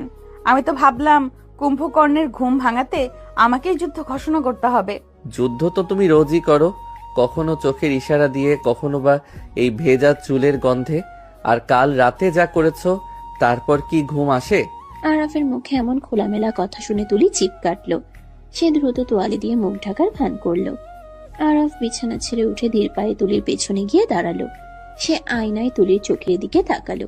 তারপর আলতো করে তুলির ভেজা চুলে নাক ডুবিয়ে দিল। তুলির শরীর শিউরে উঠল। সে আরাফের বুকে পিঠ ঠেকিয়ে দাঁড়িয়ে রইল। সরুন তো, আমাকে তৈরি হতে হবে। আজ কলেজে একটা ইম্পর্টেন্ট ক্লাস আছে। বিয়ের পর আজই প্রথম যাচ্ছি। ক্লাস ইম্পর্টেন্ট নাকি হাজবেন্ড ইম্পর্টেন্ট? হাজবেন্ড তো ঘরেই থাকে, কিন্তু ক্লাস মিস করলে স্যার যে বকা দিবেন সেটা কে সামলাবে? আর তাছাড়া আমার ফ্রেন্ডরা ওয়েট করছে। আমি সামলাবো, প্রিন্সিপালকে বলে দেব। আমার বউকে বকা দেওয়ার অধিকার শুধু আমার। আর তোমার ফ্রেন্ডদের বলে দিও, তুলি এখন মিসেস আরাফ, ওর দিকে বেশি তাকানো যাবে না। আপনি না একটা পাগল। যান ফ্রেশ হয়ে নিন, মা নিচে নাস্তা রেডি করছেন। দেরি হলে কিন্তু মা বকবে। আরাফ আর কথা বাড়ালো না, কিন্তু বাথরুমে যাওয়ার আগে তুলির গালে আলতো করে একটা চুমু খেয়ে গেল। তুলি আয়নায় নিজের লজ্জারাঙা মুখের দিকে তাকিয়ে রইল। তার গলার নিচে আরাফের ভালোবাসার কিছু চিহ্ন এখনো স্পষ্ট।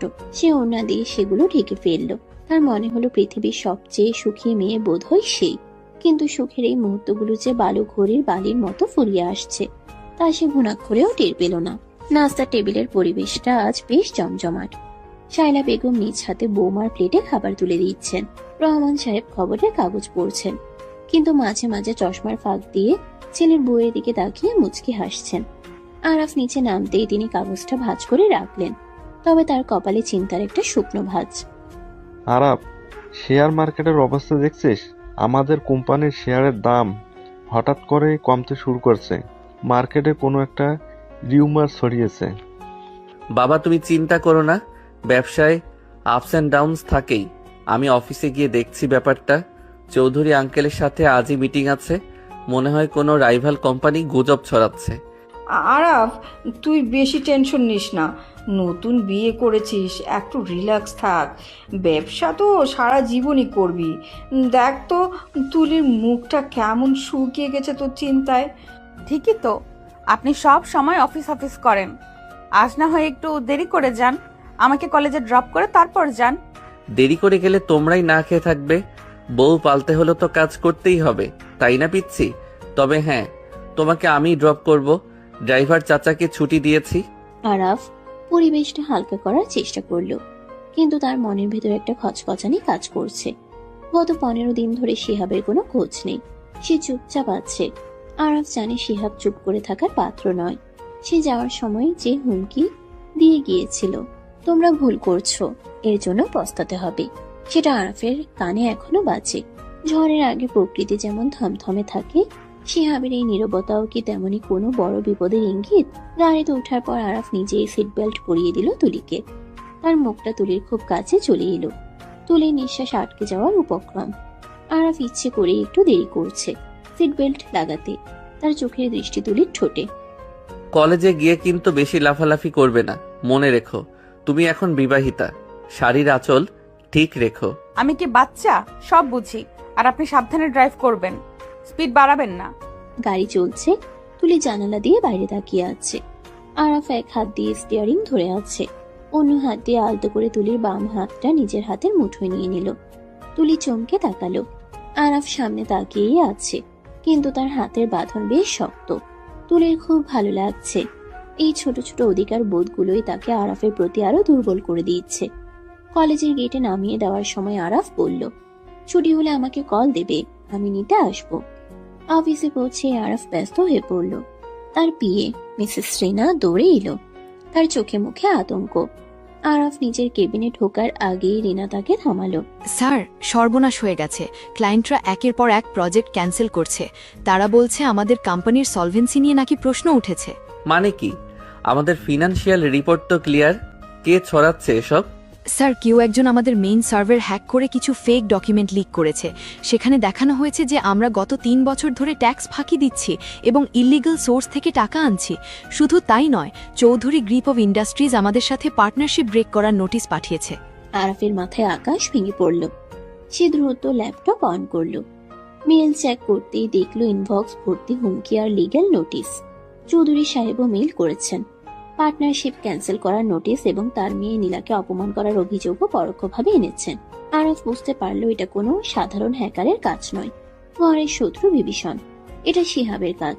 সে ছাড়া আরাফের সার্ভারের দুর্বলতা কেউ জানে না। আরাফ টেবিলের উপর রাখা কাছের পেপার ওয়েটটা সজোরে ছুঁড়ে মারল দেয়ালে।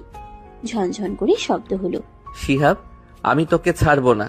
তুই আমার পেটে লাথি মেরেছিস, কিন্তু আমার সম্মানে হাত দিয়েছিস। এর শেষ আমি দেখে ছাড়বো। আরাফ দ্রুত তার লিগ্যাল টিমকে কল করলো।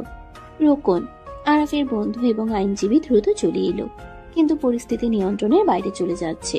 টিভি চ্যানেলগুলোতে ব্রেকিং নিউজ শুরু হয়ে গেছে। বিশিষ্ট ব্যবসায়ী আরাফ রহমানের বিরুদ্ধে মানি লন্ডারিং এর অভিযোগ। আরাফ ফোন হাতে স্তব্ধ হয়ে বসে রইল। তার চোখের সামনে ভেসে উঠল তুলির মুখটা। তুলি কি সহ্য করতে পারবে এই অপমান? তারা অসুস্থ বাবা মা। আরাফ, তুই এখনই বাড়ি যা। পুলিশ যে কোনো সময় অ্যারেস্ট করতে পারে। অ্যান্টিসিপেটরি বিলের ব্যবস্থা করতে হবে, কিন্তু আজ আদালত বন্ধ। কাল সকালের আর কিছু করা যাবে না। আমি পালাবো না রোকন। আমি নির্দোষ। আমি পালালে সবাই ভাববে আমি দোষী। আমি ফেস করব, কিন্তু আমার চিন্তা তুলিকে নিয়ে। ও খুব ভেঙে পড়বে। এদিকে কলেজে তুলির মন বসছে না। ক্লাসে স্যার লেকচার দিচ্ছেন, কিন্তু তুলির কানে কিছুই ঢুকছে না। তার বুকটা ধকধক করছে। অকারণে ডান চোখটা কাঁপছে। মা বলতেন ডান চোখ লাফালে নাকি বিপদ আসে। তুলি ক্লাস থেকে বেরিয়ে এলো। সে আরাফকে কল করলো। ফোন বাজছে, কিন্তু আরাফ ধরছে না। তুলির অস্থিরতা বেড়ে গেল। সে ড্রাইভারকে কল করতে গিয়ে মনে পড়লো আজ ড্রাইভার নেই। সে উবার ডাকলো। গাড়িতে বসে তুলি ফেসবুকে ঢুকলো। নিউজ ফিড স্ক্রল করতেই তার হাত থেকে ফোনটা পড়ে গেল। বড় বড় অক্ষরে লেখা, আরাফ রহমান গ্রেফতার হতে পারেন যে কোনো মুহূর্তে। 1000 কোটি টাকার জালিয়াতি। তুলির পৃথিবীটা দুলতে শুরু করলো। তার চোখের সামনে অন্ধকার নেমে এলো।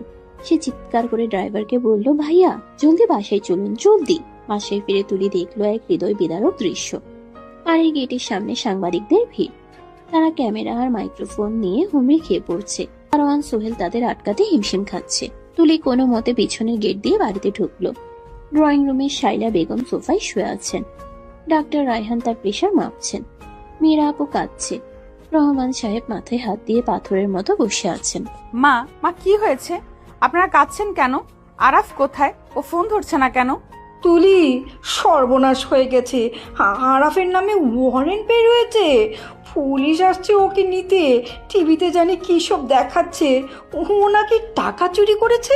মিথ্যে কথা, সব মিথ্যে। আমার স্বামী কোনো অন্যায় করতে পারে না।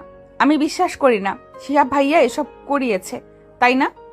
ঠিক সেই মুহূর্তে সিঁড়ি দিয়ে আরাফ নেমে এলো। তার পরনে অফিসের সেই ফর্মাল শার্ট প্যান্ট, কিন্তু টাইটা খোলা। গলার উপরের বোতামটা ছেঁড়া। তাকে খুব ক্লান্ত আর বিধ্বস্ত দেখাচ্ছে, কিন্তু তার চোখের দৃষ্টি শান্ত ধীর। সে সোজা এসে মায়ের পায়ের কাছে বসলো। মা, তুমি চিন্তা করো না। আমি নির্দোষ। এটা একটা ষড়যন্ত্র। আমি খুব তাড়াতাড়ি ফিরে আসব। তুমি শুধু নিজের শরীরের যত্ন নিও। ওরা তোকে কোথায় নিয়ে যাবে বাবা? আমি তোকে যেতে দেব না। তুই তো কোনোদিন একটা মিথ্যে কথাও বলিসনি। তুই কেন জেলের ভাত খাবি? মা, সত্যের পথ একটু কঠিন হয়, কিন্তু সত্যের জয় হবেই। দোয়া করো যেন আমি শিহাবের মুখোশটা খুলে দিতে পারি। আরাফ উঠে দাঁড়ালো। সে তাকালো তুলির দিকে। তুলি দাঁড়িয়ে আছে দরজার কাছে। তার চোখ দিয়ে অঝরে পানি পড়ছে, কিন্তু সে শব্দ করছে না। আরাফ ধীর পায়ে তুলির কাছে গেল। সে হাত বাড়িয়ে তুলির চোখের পানি মুছিয়ে দিল। তুলির গাল আরাফের হাতের স্পর্শে কেঁপে উঠল। কি হলো পিচ্ছি, কাঁদছো কেন? আমি তো মরে যাইনি। আপনি কোথাও যাবেন না। ওরা আপনাকে নিয়ে গেলে আমি মরে যাব। আমি বাঁচবো না আপনাকে ছাড়া। কাল রাতেই তো বললেন আমাকে ছেড়ে থাকবেন না। ছি, এমন কথা বলতে নেই। তুমি না আমার শক্তি। তুমি ভেঙে পড়লে আমি লড়বো কি করে? শোনো তুলি, এই বাড়ি, মা বাবা সব এখন তোমার দায়িত্বে। আমি ফিরে না আসা পর্যন্ত তুমি এই বাড়ির অভিভাবক। পারবে না দায়িত্ব নিতে? আমি কিচ্ছু চাই না, আমি শুধু আপনাকে চাই। আমি আপনার সাথে যাব। পাবে, আমাকেই পাবে। আমি কথা দিচ্ছি আমি ফিরবো, কিন্তু এখন আমাকে যেতে হবে। আইনের প্রতি শ্রদ্ধা রাখা আমাদের কর্তব্য। বাইরে সাইরেনের শব্দ শোনা গেল। পুলিশের জিপ এসে থামলো গেটে। ইন্সপেক্টর জামান সদল বলে ড্রয়িং রুমে প্রবেশ করলেন। তিনি আরাফকে চেনেন, তাই তার চোখেও কিছুটা অস্বস্তি। Mister Araf, I am sorry, কিন্তু উপর মহলের অর্ডার, আপনাকে আমাদের সাথে থানায় যেতে হবে। আপনার বিরুদ্ধে মানি লন্ডারিং এবং জালিয়াতির শক্ত প্রমাণ আছে। ইটস ওকে অফিসার, আপনি আপনার ডিউটি করুন, আমি প্রস্তুত। পুলিশ অফিসার আরাফের হাতে হাতকড়া পরালেন। সেই ধাতব ক্লিক শব্দটা ড্রয়িং রুমের নিস্তব্ধটাকে খান খান করে দিল। শাইলা বেগম চিৎকার করে জ্ঞান হারালেন। মীরা আর মর্জিনা খালা তাকে ধরলেন। তুলি এক দৃষ্টিতে তাকিয়ে রইল আরাফের হাতের দিকে, যে হাতে সকালে সে চুমু খেয়েছিল, যে হাত তাকে বিপদের থেকে আঁকড়ে রাখত। সে হাতে এখন হাত করা। তুলির শরীরে রক্ত গরম হয়ে উঠল। সে ছুটে গিয়ে অফিসারের সামনে দাঁড়ালো। অফিসার, আপনারা ভুল করছেন। আমার স্বামী নির্দোষ, তাকে ফাঁসানো হয়েছে। আপনারা আসল অপরাধীকে খুঁজুন। শিহাব সব করেছে। ম্যাডাম, আমরা প্রমাণের ভিত্তিতে কাজ করি, আপনার আবেগ দিয়ে আইন চলে না। পথ ছাড়ুন। আরাফ তুলির দিকে তাকিয়ে হাসল। সে হাসিটা করুন কিন্তু আশ্বাসের। সে ফিসফিস করে বলল, বিশ্বাস রেখো। তারপর পুলিশের সাথে বেরিয়ে গেল। তুলি দৌড়ে গেল গেট পর্যন্ত। বৃষ্টির মধ্যে পুলিশের গাড়িটা ধুলো আর কাদা উড়িয়ে চলে গেল। তুলি রাস্তায় কাদার উপর বসে পড়ল। তার মনে হলো তার কলিজাটা কেউ ছিঁড়ে নিয়ে গেল। আকাশ ভেঙে বৃষ্টি নামলো, যেন প্রকৃতিও এই অবিচারের শোকে কাঁদছে। তুলি বৃষ্টিতে ভিজছে, কিন্তু তার কোনো হুঁশ নেই। সন্ধ্যা গড়িয়ে রাত হয়েছে। তুলি নিজের ঘরে আরাফের বিছানায় গুটিসুটি মেরে বসে আছে। তার হাতে আরাফের সেই বালিশটা, যাতে এখন আরাফের গায়ের গন্ধ লেগে আছে। সারা বাড়ি স্তব্ধ। রহমান সাহেব অসুস্থ হয়ে বিছানায়। শায়লা বেগমকে ঘুমের ওষুধ দেওয়া হয়েছে। মীরা আপু তুলিকে কিছু খাওয়াতে চেষ্টা করেছিল, কিন্তু তুলি মুখ খোলেনি। তুলির মনের মধ্যে এখন আর কান্না নেই। সেখানে এখন জন্ম নিচ্ছে এক তীব্র জিঘাংসা। সে জানে এই কাজটা কার। শিহাব। কলেজে যাওয়ার সময় সে দেখেছিল শিহাবের গাড়িটা তাদের অফিসের দিকেই যাচ্ছিল। তাছাড়া আরাফের ল্যাপটপের পাসওয়ার্ড আর সার্ভারের অ্যাক্সেস শিহাব একসময় জানতো, যখন তারা একসাথে বিজনেস প্ল্যান করত। তুলি উঠে দাঁড়ালো। সে আয়নার সামনে গেল। তার চোখের কাজল লেপটে ভূত হয়ে আছে। সে টিস্যু দিয়ে মুখ মুছল, চুলগুলো বাঁধল। এই মুহূর্তে সে আর 17 বছরের কিশোরী নয়। সে এখন আরাফের স্ত্রী, একজন যোদ্ধার স্ত্রী। আরাফ বলেছিল, তুমি আমার শক্তি। আজ সেই শক্তি দেখানোর সময় এসেছে। আরাফ, তুমি বলেছিলে তুমি ফিরবে, আমি তোমাকে ফিরিয়ে আনবো। শিহাব ভাইয়া, আপনি ভুল মানুষের সঙ্গে পাঙ্গা নিয়েছেন। আমি আমার স্বামীকে মুক্ত করবই। তুলি আরাফের স্টাডি রুমে ঢুকলো, দরজা বন্ধ করে দিল। আরাফের পার্সোনাল ল্যাপটপটা বের করলো। সে জানে না কি করতে হবে, কিন্তু তাকে কিছু একটা করতেই হবে। ল্যাপটপ অন করলো, পাসওয়ার্ড চাইলো। তুলি মুচকি হাসলো। পাসওয়ার্ডটা আরাফ কিছুদিন আগেই চেঞ্জ করেছে। নতুন পাসওয়ার্ড হলো তুলি আমার জীবন। তুলি টাইপ করলো, ল্যাপটপ খুলে গেল। সেখানে একটা ফোল্ডার ছিল, নাম ব্যাকআপ। আরাফ সবসময় সবকিছুর ব্যাকআপ রাখতো, এমনকি সার্ভার লগও। তুলি ফোল্ডারটা ওপেন করলো। সেখানে গত 24 ঘন্টার সব ট্রানজ্যাকশন হিস্ট্রি আছে। তুলি খুব মনোযোগ দিয়ে দেখতে লাগলো। হঠাৎ তার চোখে পড়লো একটা অদ্ভুত আইপি অ্যাড্রেস। অফিসের সময়ের বাইরে রাত 3টার সময় কেউ একজন সার্ভারে লগ ইন করেছিল, আর ওই সময় আরাফ ঘুমাচ্ছিল তুলির পাশে। তুলি সাক্ষী। তুলি দ্রুত তার মোবাইল বের করলো। সে কল করলো রোকন ভাইকে। রোকন ভাই, আমি তুলি বলছি। ভাবি, আমি খুব সরি।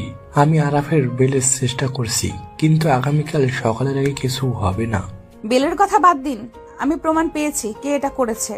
আরাফের সার্ভারে রাত 3টায় একটা আননোন আইপি থেকে লগ ইন করা হয়েছিল।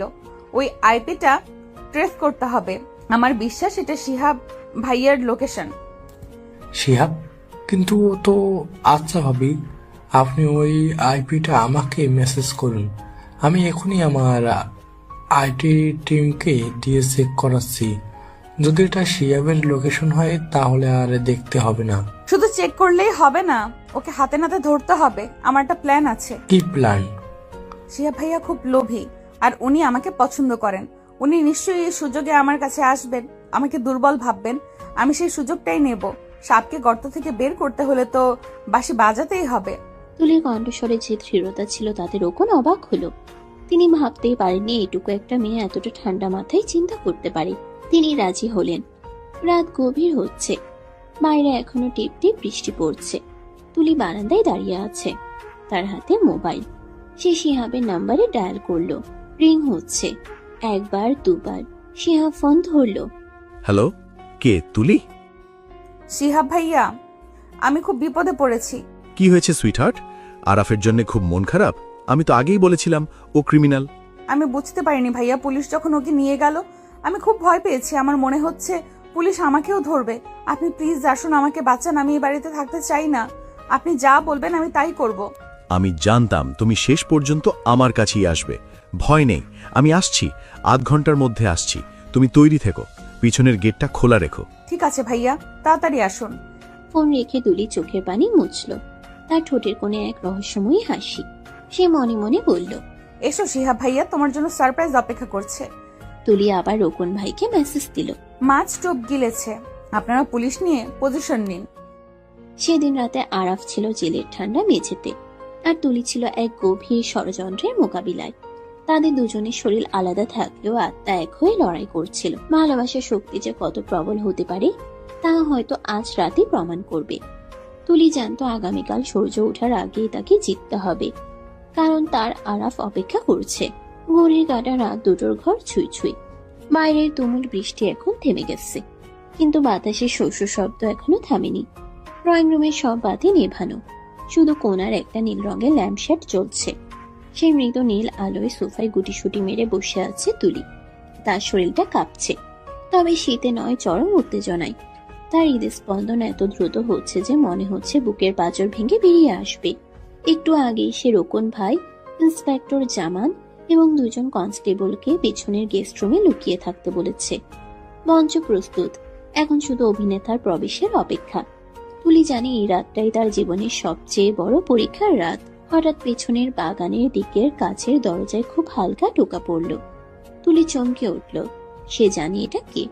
সে নিজেকে শান্ত করার জন্য এক গ্লাস পানি খেল, তারপর ধীর পায়ে দরজার দিকে এগিয়ে গেল। কাপা হাতে সে দরজার লকটা খুলল। দরজা খুলতেই দমকা বাতাসের সাথে ভেতরে প্রবেশ করলো শিহাব। তার পরনে কালো রেইনকোট, চুলে বৃষ্টির পানি, তার মুখে এক কুটিল বিজয়ের হাসি লেগে আছে। বাহ, আমার পিচ্চি ভাবি তো দেখি খুব পাংচুয়াল। আমি জানতাম তুমি আমার জন্যই অপেক্ষা করবে। আরাফ জেলে যাওয়ার পর এই বিশাল বাড়িতে একা থাকতে ভয় করছে, তাই না? শিহাব ভাইয়া, আপনি এসেছেন। আমি খুব ভয় পাচ্ছি। পুলিশ যদি জানতে পারে আপনি এখানে। তুলির গলার স্বর কাঁপছে। শিহাব ভাবল এটা ভয়ের কাঁপুনি, কিন্তু আসলে এটা ঘৃণার কাঁপুনি। শিহাব রেইনকোটটা খুলে সোফার উপরে ছুঁড়ে ফেলল। সে খুব আয়েশ করে সোফায় বসল, যেন এটা তার নিজের বাড়ি। তুলি দরজার কাছেই দাঁড়িয়ে রইল। আরে ধুর, পুলিশ এখন আরাফকে নিয়ে ব্যস্ত। আর এই ঝড় বৃষ্টির রাতে কাক পক্ষীও টের পাবে না আমি এখানে। তা বলো, আমাকে কেন ডেকেছ? খুব মিস করছিলে বুঝি, নাকি আরাফের অবর্তমানে পুরনো প্রেমিকের কথা মনে পড়ল? শিহাবের কথাগুলো বিষের মতো তুলির কানে বিঁধল। সে নিজেকে সংযত রাখল। এখন রাগে ফেটে পড়লে চলবে না, তাকে অভিনয় চালিয়ে যেতে হবে। তুলি ধীর পায়ে শিহাবের সামনে সোফায় বসল, কিন্তু যথেষ্ট দূরত্ব বজায় রাখল। মিস না, আসলে আমি খুব অসহায় হয়ে পড়েছি। আরাফকে তো পুলিশ নিয়ে গেল, এখন আমার কি হবে? আমার বাবা মাও অসুস্থ। আপনিই তো বলেছেন আমাকে সাহায্য করবেন। আমি তো ছোট, এইসব আইনি ঝামেলা বুঝি না। সাহায্য তো করবই, তবে ফ্রিতে তো আর সাহায্য হয় না সুইটহার্ট। আরাফ তো শেষ, ওর কোম্পানি, ওর রেপুটেশন সব ধুলোয় মিশে গেছে। কাল সকালে নিউজ হবে আরাফ দেউলিয়া। এখন তুমি যদি বুদ্ধিমতী হও তবে আরাফকে ডিভোর্স দিয়ে আমার কাছে চলে এসো। আমি তোকে লন্ডনে নিয়ে যাব, রানীর মতো রাখবো। কিন্তু ভাইয়া, আরাফ তো নির্দোষ। ও যদি জেল থেকে বেরিয়ে আসে, ও যদি প্রমাণ করে দেয় যে ও কিছু করেনি। প্রমাণ করবে? অসম্ভব। আমি এমনভাবে ওর সার্ভারে ফেক ডকুমেন্ট আর মানি লন্ডারিংয়ের রেকর্ড প্লান্ট করেছি যে ও বাপের জন্মেও প্রমাণ করতে পারবে না ও নির্দোষ। রাত ৩টে যখন ও তোমার কোলে মাথা রেখে ঘুমোচ্ছিল, তখন আমি আমার ডেরা থেকে ওর আইপি হ্যাক করে সব গেম সেট করে দিয়েছি। চৌধুরী আঙ্কেলকে বেনামি মেলটাও আমিই করেছি। আরাফ পচে মরবে জেলে, আর তুমি রাজত্ব করবে আমার সাথে। শিহাব খুব তৃপ্তির সাথে হাসল। নিজের বুদ্ধির জয়ে সে অন্ধ হয়ে আছে। সে খেয়ালই করল না যে তুলির মুখের ভয়ের ছাপটা মুহূর্তেই মিলিয়ে গেছে। সেখানে ফুটে উঠেছে এক তীব্র আক্রোশ আর বিজয়ের আভা। তুলি তার হাতের মুঠোফোনটা তুলে ধরল। স্ক্রিনে কল রেকর্ডিং অন করা, আর লাইনটা কানেক্ট করা আছে রোকন ভাইয়ের নাম্বারে। আপনি জেতেননি শিহাব ভাইয়া, আপনি হেরে গেছেন, কারণ আপনি ভুলে গেছেন আরাফের সততার সাথে এখন আমার বুদ্ধিও যোগ হয়েছে। আপনি ভেবেছিলেন আমি বাচ্চা, কিচ্ছু বুঝি না। মানে কি বলতে চাও তুমি? ফোনটা নামাও। ঠিক তখনই গেস্ট রুমে দরজা খুলে বেরিয়ে এলেন রোকন, ইন্সপেক্টর জামান এবং আরো দুজন পুলিশ। শিহাব ভূত দেখার মতো চমকে উঠল। সে সোফা থেকে লাফিয়ে উঠল, তার চোখ ছানা পড়া। সে পালানোর জন্য পেছনের দরজার দিকে দৌড় দিল, কিন্তু ইন্সপেক্টর জামান তাকে চাপটে ধরলেন। মিস্টার শিয়াব, পালানোর চেষ্টা করবেন না। আপনার সব স্বীকারোক্তি আমরা শুনেছি এবং রেকর্ড করছি। সাইবার ক্রাইম এবং জালিয়াতির অভিযোগে আপনাকে অ্যারেস্ট করা হলো। এটা হতে পারে না, এটা মিথ্যে। তুলি, তুমি আমার সাথে বেইমানি করলে। আমি তোমাকে ভালোবাসতাম, আমি তোমার ভালোর জন্যই সব করেছি। ভালোবাসা? আপনি ভালোবাসার মানে জানেন না শিহাব ভাইয়া। আপনি যেটা করেছেন সেটা নোংরামি। আমার স্বামীর ক্ষতি করে, আমার সংসার ধ্বংস করে আপনি আমার ভালোবাসা পাওয়ার আশা করেন? ছি, আপনার মতো ভাইয়ের বোন পরিচয় দিতেও আমার ঘৃণা হচ্ছে। নিয়ে যেন কেউ অফিসার, আমি এই লোকটার মুখও দেখতে চাই না। পুলিশ শিহাবকে হাত করা পরিয়ে টেনে নিয়ে গেল। যাওয়ার সময় শিহাবের চোখে ছিল অবিশ্বাস আর পরাজয়ের গ্লানি। ড্রয়িং রুম আবার শান্ত হলো। রোকন এগিয়ে এসে তুলির সামনে দাঁড়ালেন, তার চোখে মুগ্ধতা। ভাবি, আমি সত্যি মুগ্ধ। আপনি আজ যা করলেন তা কোনোদিন ভোলার নয়। আরাপ গর্ব করবে আপনার জন্য। আমি এখনই এই রেকর্ডিং এর আইপি টেস্টিং রিপোর্ট নিয়ে থানায় যাচ্ছি। ম্যাজিস্ট্রেট স্যারের সাথে কথা বলে আরাফকে ভোরের আগেই বের করে আনার ব্যবস্থা করছি। রোকন ভাইয়া, আরাফ কখন আসবে? আমি কি সাথে যাব? না ভাবি, আপনি অনেক ধকল সহ্য করেছেন। আপনি বাসায় বিশ্রাম নিন। আমি কথা দিচ্ছি, সূর্য ওঠার আগেই আপনার আরাফ আপনার কাছে থাকবে। রোকন ভাই চলে যাওয়ার পর তুলি আর ঘরে টিকতে পারল না। সে মেইন গেটের কাছে এসে দাঁড়ালো। ভোর 5টা, পূব আকাশ ফর্সা হয়ে আসছে। বৃষ্টির ভেজা মাটির গন্ধ বাতাসে ভাসছে। তুলি গেট ধরে দাঁড়িয়ে রাস্তার দিকে তাকিয়ে আছে। তার চোখের পাতা এক মুহূর্তের জন্যও নড়ছে না। তার মনে হচ্ছে প্রতিটি সেকেন্ড যেন এক একটা যুগ। হঠাৎ দূরে একটা গাড়ির হেডলাইট দেখা গেল। তুলির বুকটা ধকধক করে উঠল। গাড়িটা কাছে এলো, আরাফের গাড়ি। রোকন ভাই ড্রাইভ করছেন, আর পাশের সিটে আরাফ। গাড়ি থামতেই আরাফ নামলো। তার পরনে গতকালের সেই জামা কাপড়, শার্টটা কুচকানো, মুখ ভর্তি খোঁচা খোঁচা দাড়ি, চোখের নিচে কালির দাগ। কিন্তু তাকে দেখা মাত্রই তুলির মনে হলো পৃথিবীর সবচেয়ে সুন্দর দৃশ্য এটাই। আরাফ গেট দিয়ে ঢুকতেই থমকে দাঁড়ালো। সে দেখলো তার পিচ্ছি বউটা দাঁড়িয়ে আছে। তুলির চুলগুলো বাতাসে উঠছে, চোখে জল, কিন্তু মুখে এক অদ্ভুত প্রশান্তি। আরাফ তার 2 হাত বাড়িয়ে দিল। তুলি আর অপেক্ষা করলো না, সে দৌড়ে গিয়ে সোজা আরাফের বুকে ঝাঁপিয়ে পড়ল। আরাফ টান সামলাতে না পেরে 2 পা পিছিয়ে গেল। তারপর শক্ত করে জড়িয়ে ধরলো তুলিকে। তুলি আরাফের শার্ট খামচে ধরে হাওমাও করে কাঁদতে লাগলো। এই কান্না কষ্টের নয়, এই কান্না ফিরে পাওয়ার আনন্দের। আরে পাগল মেয়ে, এত কাঁদছো কেন?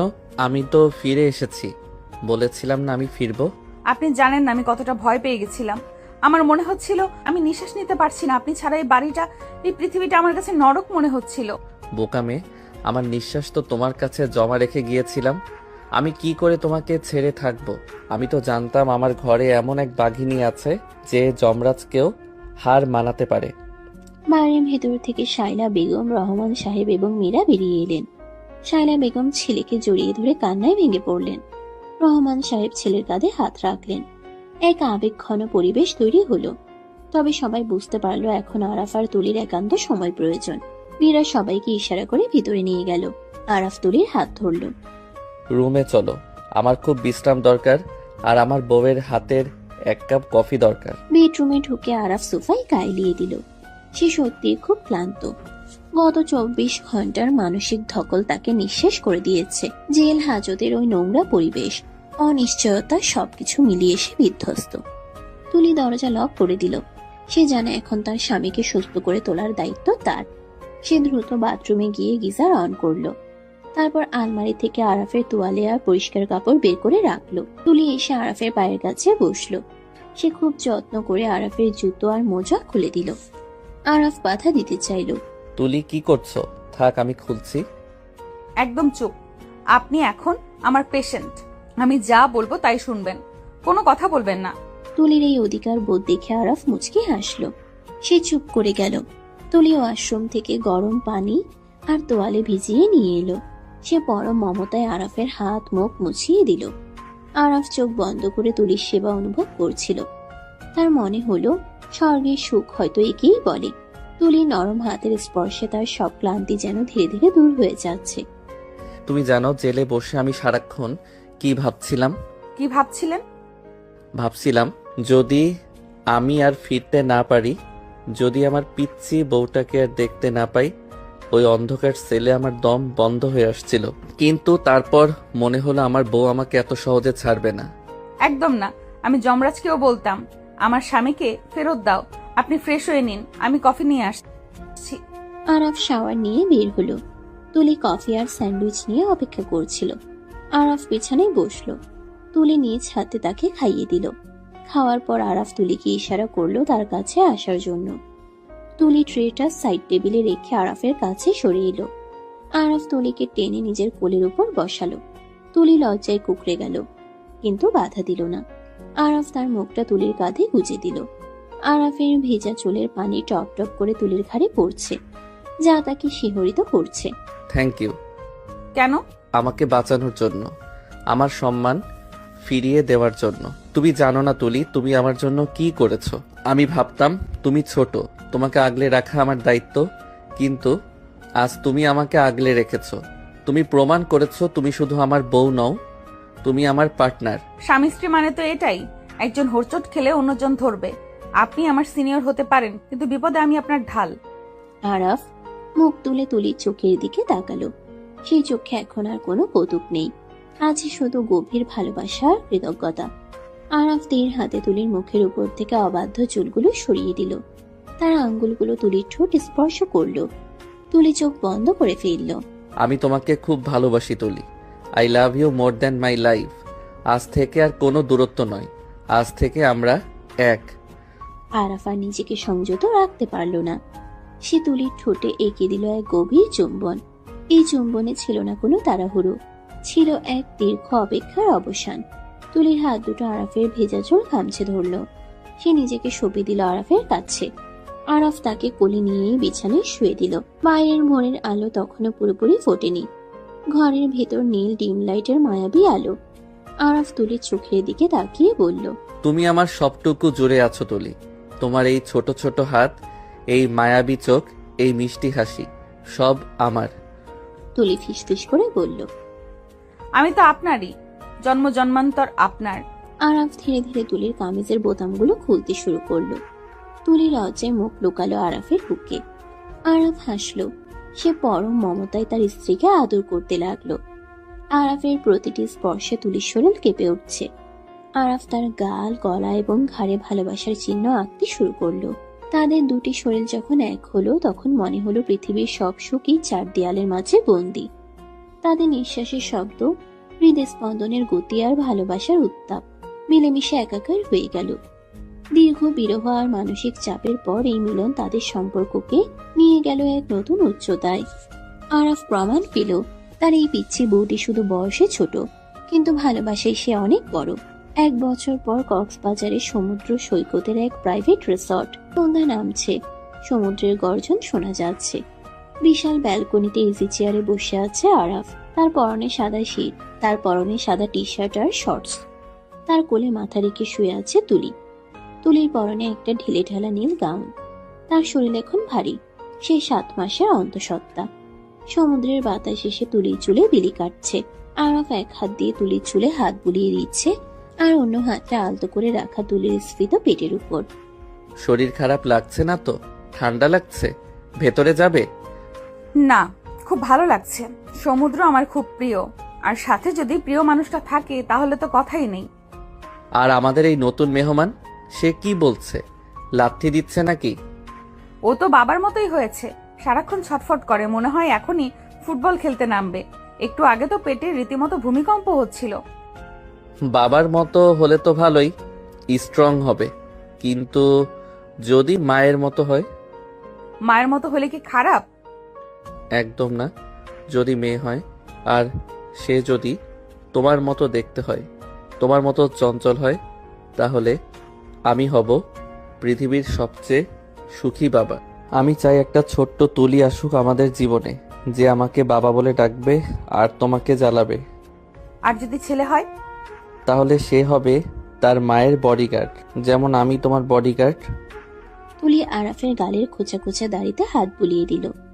গত 1 বছরে অনেক কিছু বদলেছে। শিহাবের 10 বছরে জেল হয়েছে। আরাফের ব্যবসা এখন আগের চেয়ে অনেক বড়, কারণ সততার জয় হয়েছে। আর তুলি, সে পড়াশোনা চালিয়ে যাচ্ছে, সাথে সংসার আর আরাফকে সামলাচ্ছে পুরোদমে। সে ভীত কিশোরী মেয়েটি আজ এক পরিপূর্ণ নারী, এক মমতাময়ী মা হতে চলেছে। আচ্ছা শুনুন, বলো। আপনি কি এখনো সে নীলা আপুর কথা ভাবেন? আবার শুরু হলো? আরে পাগলি, আমার জীবনে তুমি ছাড়া আর কোনো নারীর জায়গা নেই। নীলা, শিলা, বেলা সব বাদ। তুমি আমার শুরু, তুমি আমার শেষ। সত্যি? আকাশের ওই তারার মতো সত্যি, সাগরের এই জলের মতো সত্য। আরাফ ঝুঁকে তুলির কপালে একটা দীর্ঘ চুমু খেলো। তারপর পেটে কান পেতে অনাগত সন্তানের নড়াচড়া শোনার চেষ্টা করলো। তুলি পরম শান্তিতে চোখ বুঝল। সমুদ্রের ঢেউগুলো যেন তাদের ভালোবাসার গান গাইছে। জীবনটা মাঝে মাঝে অনেক কঠিন পরীক্ষা নেয়, কিন্তু ভালোবাসার ভিত যদি মজবুত হয় তাহলে সব ঝড়ই এক সময় থেমে যায় এবং ভোরে সূর্য ফুটে ওঠে। আরাফ আর তুলির গল্পটা শুরু হয়েছিল খুনসুটি, ভুল বোঝাবুঝি আর অমিলের মধ্য দিয়ে, কিন্তু শেষ হলো এক গভীর বিশ্বাস আর পূর্ণতায়। ভাবের পিচ্ছি বোন আজ সত্যিই আরাফের হৃদয়ের রানী, তার সন্তানের মা এবং তার জীবনের ধ্রুবতারা।